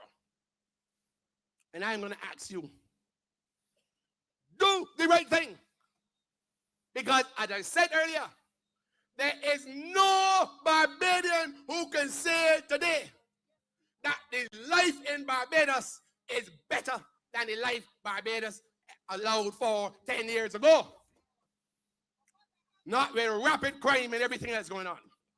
So go out in your numbers and vote from 6 o'clock in the morning to 6 o'clock in the evening.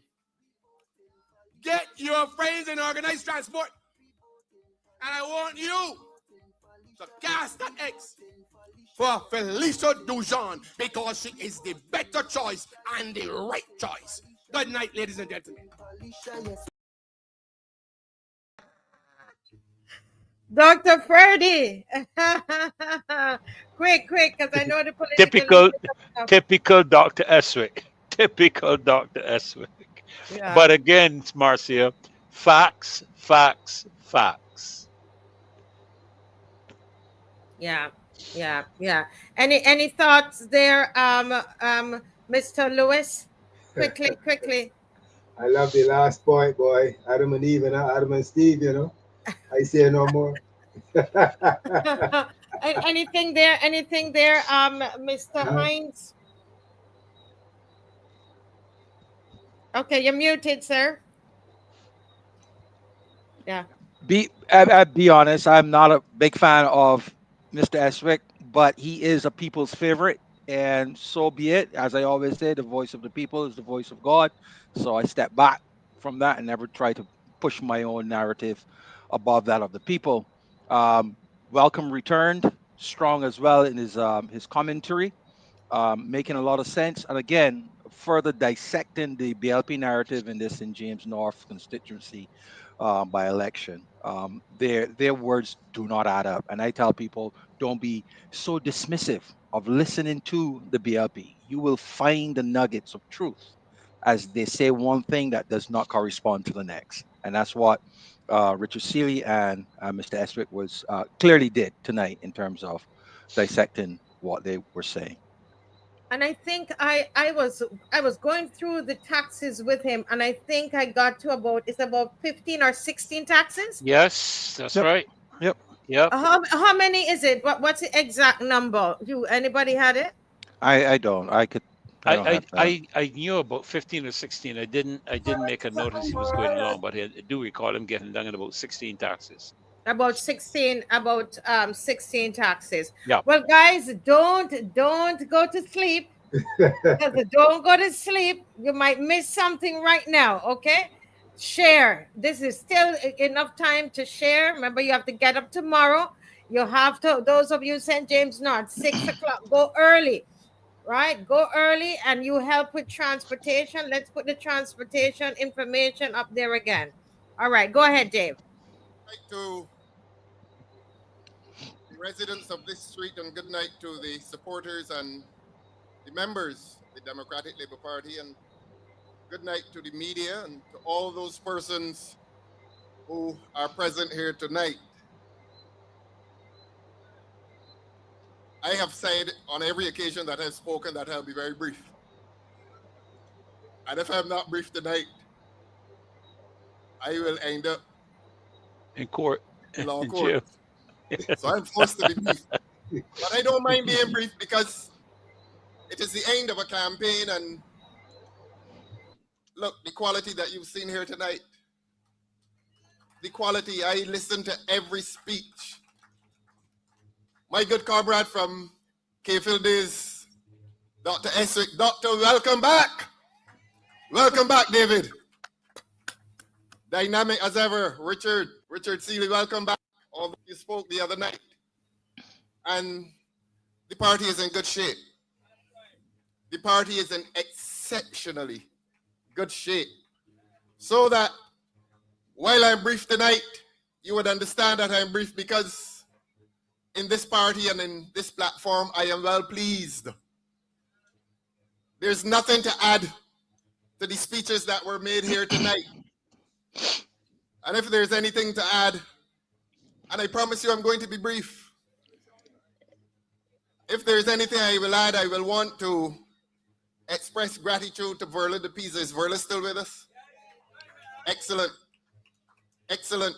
I've been talking about the political anatomy of the person who has the privilege to lead this country, Mia Motley, and Mia Motley is taking this country well on its way to destruction. And Verla painted a picture of her participation in the political life of this country and now the constitutional life of this country. And we must all be aware as to what Mia Motley is doing and what is Mia Motley's business in relation to democracy in this country. And you know, we hear the words democracy and justice and we take them for granted, and we cannot. A few weeks ago, I told Mia Motley that she has no business telephoning the Auditor General of this country and asking him to give account for a report that he was writing. And you know, we will take these things for granted because as far as we are concerned, who is the Auditor General? How does he relate to our everyday life? Well, the Auditor General checks on government spending. And government does not spend its own money. Government spends your money. And therefore, the auditor is there to ensure that there's no impropriety in the manner in which government spends your money. Because if the Office of Auditor General did not exist, this government would do all that it does without scrutiny, without the scrutiny of an accountant. And the Auditor General is an accountant. And all monies that pass through government and all government expenditures are subject to the scrutiny of the Auditor General. And so that office is independent from the Prime Minister. The Prime Minister has no control over that office. Because if he is a watchdog, if he scrutinizes the spending by government, the government must not ever be in a position to influence his report. That is, in other words, and I'm going to say it plainly, the Auditor General is there to ensure, I use the word propriety. I'm going to use a different word now. The Auditor General is in a position to ensure that the government does not steal your money. That is how it is. And I'm going to use plain language tonight. And we move from the Auditor General whom she recognized today when she spoke to you, or last night, she acknowledged that she has no business in the manner in which he does his work. Last night, she acknowledged that she has no business in the manner in which the Director of Public Prosecutions does his work. And Verla mentioned it tonight. She has no business in that. The power to prosecute resides in one human being in this country. In other words, a decision taken as to whether you will be charged in a court, input at the risk of imprisonment. That decision rests under the laws of Barbados with one human being, and that human being is called a Director of Public Prosecutions. All of us in this country who are powerless are at risk from day to day of being charged in a court. If we do wrong, the Director of Public Prosecutions has the power to determine whether we will be dragged before a court and charged and exposed to imprisonment. Under the laws of Barbados, the Prime Minister has no power to influence the decision of the Director of Public Prosecutions. That is how serious it is, and you must understand why it is like that. Because if the Prime Minister had the power to determine who in this country could be charged, she would make a decision based on political considerations. In other words, if she had to choose between a B and a D to determine which one of them would be charged, obviously, all of us here tonight, the Dems and the freedom-loving people of Barbados who love the Dems, and the freedom-loving people of Barbados who will vote for the Dems, all of us would be at risk. And so therefore, your laws, look, I am given a cheap class in constitutional law. And you need to know this because you need your rights. Not only do you need to know your rights, you need your liabilities. You need to understand the risk that you face in life. There's always a risk of unfair prosecution. If a Prime Minister were to participate in prosecutions in this country, a Prime Minister is likely to favor the Bs and to disadvantage the Dems. And therefore, there's something in separation of powers. It says, it means just what it says, that powers are separated between government, the officials of state. Explain to you that it is only the Director of Public Prosecutions and law of this country, under the Constitution of this country, that has sole and exclusive power to make a decision as to whether a person will be charged in the court and exposed to imprisonment. Power on the basis of a separation of powers. As I said, it means just what it says, that the powers are divided between various officials of state, and the power exercised by one is not to be influenced by the power exercised by another. And I've explained to you that it is the Director of Public Prosecutions who has the sole and exclusive authority and power to prosecute persons in this country. The Prime Minister's powers, I told you, it is something called powers. Class in law, these are things that you need to know as you go through life in this country.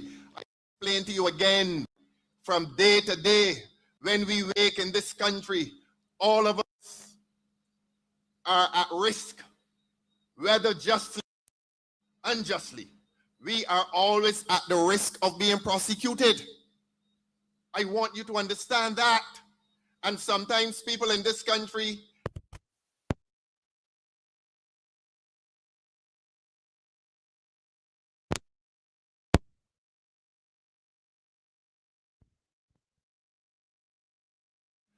just as she cannot touch and concern the powers of the Auditor General as he audits government, as he gives a report on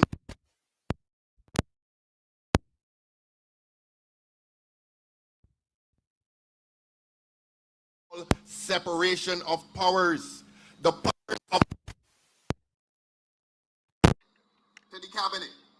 She chairs the cabinet and they make decisions from day to day. In other words, they run the country. They make decisions from day to day. Those decisions are called executive powers. The powers of the Director of Public Prosecutions are legal powers. And the Prime Minister cannot make legal prosecutorial power in this country. And therefore, when she is making comment on a decision made by the Director of Public Prosecutions as to whether he must prosecute or whether he must terminate a case, she is out of her bounds. Because when she starts to make comments on his decisions, the next thing she will try to do is to influence his decisions and to determine who in this country must be charged. And she does not have that power. And you've heard me say this for the extent of this campaign, and I'm going to continue to say it. Ryan Walters, you gave a brilliant speech tonight. And I spoke with Ryan a few days ago, and I explained to Ryan why I am calling Neil Rowe's name. This is not supportive of Neil Rowe. This statement that I am making based on Neil Rowe's statement reflects the dangers that we are facing in this country. It reflects the dangers that we are facing in this country. And Neil Rowe came out and said, Neil Rowe came out of a court after he was freed and said that a colleague of his in Parliament committed the offense of perjury. In other words, that he went to a court and lied on him. And lied on him. And Neil Rowe that he was set up. This is the country we're living in. And it came from the mouth of Neil Rowe. I don't care which side he is on. Because he exposed wrongdoing, possible wrongdoing in this government. When a man says he was set up, he is talking about the criminal offense of conspiracy. We are living in a country in which a member of Parliament said that he was a victim of a conspiracy to charge him, convict him, and lock him up. He said that, and he called the name of a cabinet colleague, or rather he called the name of a parliamentary colleague who happens to be in cabinet. And Mayor Motley should pay attention to that. Mayor Motley needs to leave the Director of Public Prosecutions alone. The burning issue in this country in terms of law and prosecution and criminality and the court relates to what Neil Rowe said to the media last week or week before last. He said, and he called his name, so nobody is committing any defamation here. He said the man lied on him under oath. Then he went on to say, without calling any names, that he was set up. That is the criminal offense of conspiracy. Neil Rowe has told this country that we live in, and this is not a defense of him. This is a fear that all of us who may not be parliamentarians are at risk of being set up. That is how serious it is. That a government that doesn't understand its power, a government that does not understand its power can become a government that joins itself with conspiracies to lock up people. I didn't make that up. That is what Rowe said. Rowe said while he was rejoicing in his acquittal. And so that is how serious life is in Barbados tonight. And you know why life is like that in Barbados tonight? Because this government promised you 3-4 years ago that it was going to bring a new constitution. They're not concerned. They're not concerned. All your individual rights, the right to life, the right to freedom, the right to stand up out here, which is called the right to freedom of assembly and association, all those rights are protected under the Constitution. You are here tonight because we have a constitution in this country, or at least we have had one. And we have had one that past governments have been prepared to respect. It is clear that this government does not respect the constitution of this country. And if this government respected the constitution of this country, Mia Motley would not be trespassing on the powers of the Director of Public Prosecutions. She would not be trespassing on the powers of the Auditor General. And if she were to mind her business, she would call in Wilfred Abrams tomorrow, as she ought to have called in Wilfred Abrams last week and asked him to give account for the statement that Nero made. It is as serious as that, because you have a member of a government who is accused of lying in court. He cannot, if that is true, he cannot function as a member of the cabinet. He couldn't function in the US, he couldn't function in Britain, he couldn't function in Jamaica, he could not function in Guyana nor Trinidad. Why is it that tonight Wilfred Abrams is being allowed to function as a minister of cabinet in this country in the light of what his colleagues say? And we carrying on as if things are fine and dandy.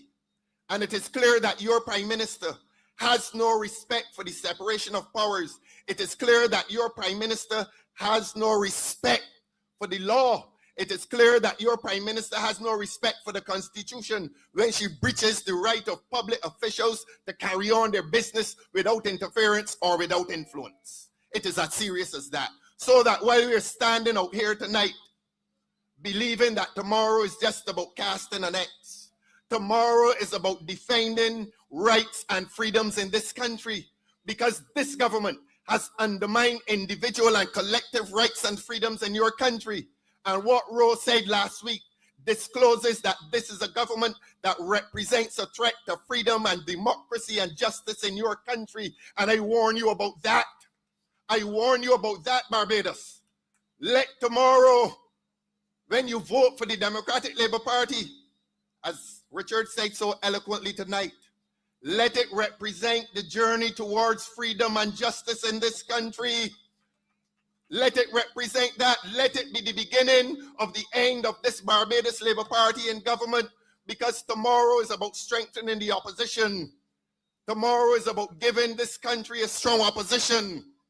And when the general election comes, it is about giving Barbados a strong government. And this government has proved that it cannot be strong government. This government has shown that it is illegitimate in the exercise of power.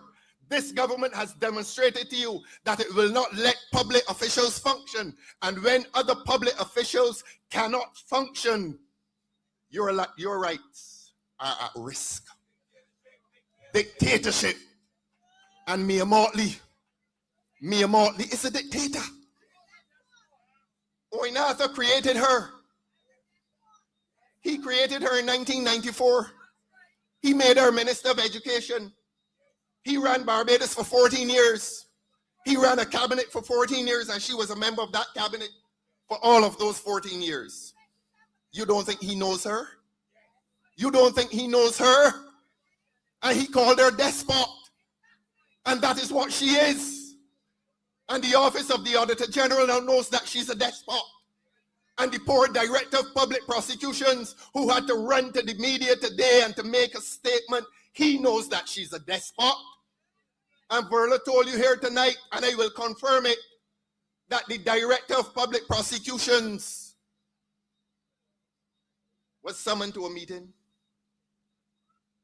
A man who, under the law of this country, is accountable to no one except God and the people and the rights and freedoms of people. Nobody can summon him to any meeting and ask him to give account. Nobody. And we stand here tonight believing that we are the freest and the happiest people in the world. We are not. Mia Motley is bringing this country to the brink of disaster. Mia Motley is bringing this country to the brink of disaster. St. James North, I ask you to reverse from that brink of disaster and to give us one more in Parliament. One more in Parliament. Two heads are better than one. And if you don't have an opposition in this country, your children may not be able to stand like you in this road and exercise the freedom of the right to associate if this government continues on its present trajectory, on its present path of undermining the rights and the freedoms of people. That is how serious life is in Barbados tonight. Need I say more? Need I say more? The hour of 11 is coming, and I don't want to be accused of breaking the law. All that is left for me to do is to endorse this virtuous young woman, to endorse this virtuous young woman, and I want to do it in verse. In verse. Resting in this blue Caribbean sea are rocks. Rocks held together by stones. The pebbles are their glue. Pebbles that are thrown upon these blue waters, pebbles thrown by the hand of God. Pebbles skidding across this blue Caribbean sea, thrown by the hand of God. Where do pebbles rest? Where will they become the glue that makes stones, that make rocks, that we call islands, that we call Jamaica, St. Kitts, Barbuda, Tobago, St. Vincent?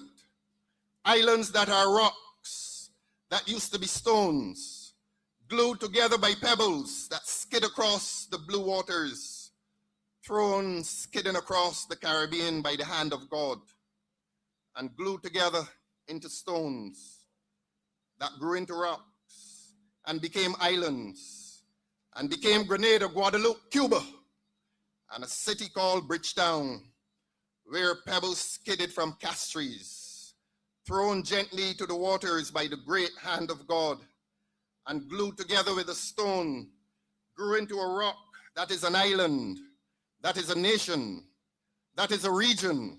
One nation began with pebbles, thrown by God's great hand across an ocean, this Caribbean Sea, where pebbles skid and become islands and become nations. One nation, one Caribbean. Felicia Dujon, you are one of the pebbles that skidded across the sea at the hand of God, and you are part of the glue of the stone that became a rock, that became an island, that became a nation, that became a region.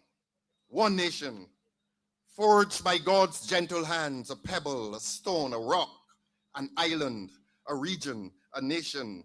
This is the land, your land, Felicia Dujon. Thank you very much. Good night and God bless you. We voting for Alicia, yes, we. Oh, wow. I love that poem. I love that poem. Oh, goodness. Listen, Mr. Lewis, you still up? You're up, Mr. Lewis? You're muted, Mr. Lewis, man. Natasha says, wow, if you're into writing, and that was very, very well written. Very lovely poem. Lovely poem. Yes, Mr. Lewis, what you saying tonight, Mr. Lewis? What are your final comments tonight? I wanna go down to St. James North tomorrow night and celebrate this victory by Felicia Duzon. You know, so I'm gonna gear myself up for that one. I enjoyed all the speeches. I think they were wonderful. Certainly, the Democratic Leader Party is going in a direction that we can be proud of, and we look forward for the height of this moment come tomorrow night. We'll celebrate. Yeah, somebody says, let us raise Felicia in prayer. Before you go to your bed tonight, make sure you pray for her. Yes. The fervent prayer of the righteous avails much. So let me go to Dr. Ferdinand. Well, I have been really impressed with the camaraderie, the unity, the coming together of the younger and the older members of the party. There seems to be a cohesion that has happened that has brought everything together for this one event in terms of Felicia's election to I'm just looking at some of the other stuff still going on. Bringing her to the point of going into Parliament to represent the people. And I want to say that she focused on the issues in the constituency. And I think last night, Adrian, you made mention of the fact this is one of the first by elections I've been involved in terms of listening and so on, that I haven't heard the national arguments as much as the constitutional ones. And I think she's done a brilliant job at keeping the focus on the constituency issues. And I think, I can't remember who it was that said it, 35 years, Dr. Eswick, blame the BLP. 35 years, blame the BLP. And it's been a tremendous campaign from what I've seen. And I think it was a real great send off for her tonight going into the elections tomorrow. Yes, thank you, Dr. Ferdinand. And just before we hear from Mr. Adrian Hines, there in he's a dumpling from the diaspora with us. I want to I want to let you know that tomorrow evening, I think it will be probably sometime after 8. We're inviting all of our panelists, everybody who can hold on here one time. If you know, all of our panelists, our regular guests, you will be on tomorrow after the election is completed. We can't come on before. So I believe we're going to play it by air. Could be 8, it could be 8:30 or thereabout. Okay. That our plan by God's will is that we will be on. And we know that whatever the result, this has been an amazing campaign. When we consider where the DLP is coming from, right? August till now. So we already That's been a year. This has been not even a year. This has been a gift given to the DLP, and they have used it very, very well. And I must commend them for this. Absolutely. Over to you, Adrian. Absolutely. Well, yes, I agree with everyone that this has been truly a great campaign. The speeches, the attention to facts, parlaying their message with what is clearly felt on the ground, even grudgingly by BLP supporters, that things are not well at the micro level. This campaign focused on that, and specifically so to St. James North, which was a great strategy. So that all that is left now is for the voters tomorrow to put on the true character of adulthood, park their emotions and their feelings, and attend to reason with themselves at the center of where they are in this economy, and do the right thing for themselves, and send that message to this government that the type of representation that they have gotten over the years is clearly not enough, and that they've had enough, and that this is their way of saying you need to do better. Voting for Felicia Dujon, I believe she's demonstrated that she clearly will pay attention to their local needs, and in comparison to the opponent, and I think that she has hands down demonstrated that she's the clear choice to be the representative for St. James North. Yeah, absolutely. Very well said. I just want to invite those who you have some time on your hands tomorrow, or you could spare some time. You have a vehicle, and you can, go into the constituency and probably take an elderly person to the polls. An elderly person and a neighbor. You have a vehicle. You could put people in, and safely take them to the polls and back to their homes. Call 240-7158. It's not just in the being on here tonight and saying how great the speeches were, but is being willing to make it work. I met people there today who they can't get to the polls, so they're going to need help to get them to the polls. Okay. And to give them the extra energy, the extra push to get to the polls. All right. So please do that. Call the number, it's on the screen. If you can't do it and you know somebody who might be able to, please go, and go with a good spirit, and let it just be a nice, Dr. Ferdinand, a nice community spirit, a togetherness, Yeah, right? yeah, That we're going absolutely. to help. And you don't have to be a member of the DLP. You might just be committed to the opposition. You know what I mean, Adrian? You might Yep. just be committed to expanding the opposition. You don't have to be. I'm not a member of the DLP, but what my commitment is to the expansion of the opposition. And so we have already enlisted our vehicle to be there, because we've got to make sure that it happens. And those of you, you might have taken the 300 and you don't want it, or you look and like us, we saw it was just put in on our account. My husband was able to take, well, I'm only saying what we did, so it's an example. I know he doesn't like us to say all of the things we did, but what I'm saying, the point is though that we were able to give it to the campaign, so that at the end of the day, when it's done, Mr. Lewis, Felicia doesn't have a bill on her head, and we don't want that for her.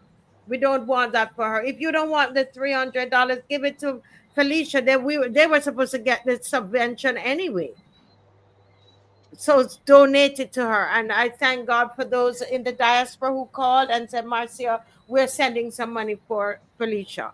Okay, so please do. And again, this is the number to call. All right. Okay, guys. Well, thank you so much. Thank you. Thank you, Dr. Ferdinand. Thank you, Mr. Lewis. And thank you, Mr. Hines. And tomorrow night, if you're up to it, we're here again. I'm going to send out the Well, link to everybody. the thing, I think tomorrow night, you said about 8 o'clock, but I think once the polls are closed, I believe things should be open, Adrian. I think that's correct. Yeah, So well, I you don't could come want on to, because earlier. but what I was told by Mr. Murray is that the line, they stop allowing people on the line at 6. However, they're going to make sure that everybody gets in. So that's the challenge. We don't know when they are going to service everybody that was on the line at 6. Yes. Okay, So okay. so we don't want Okay. to You don't want do to violate that. Yeah. no, not at all. Okay. Okay. Got it. All right, then. So All bless righty. you God all. bless, guys. Good Yes. night. All right. Okay. Have a good night. Yes. Bye. In the name of my children and my grandchild, I want to live in a country where there's freedom of expression.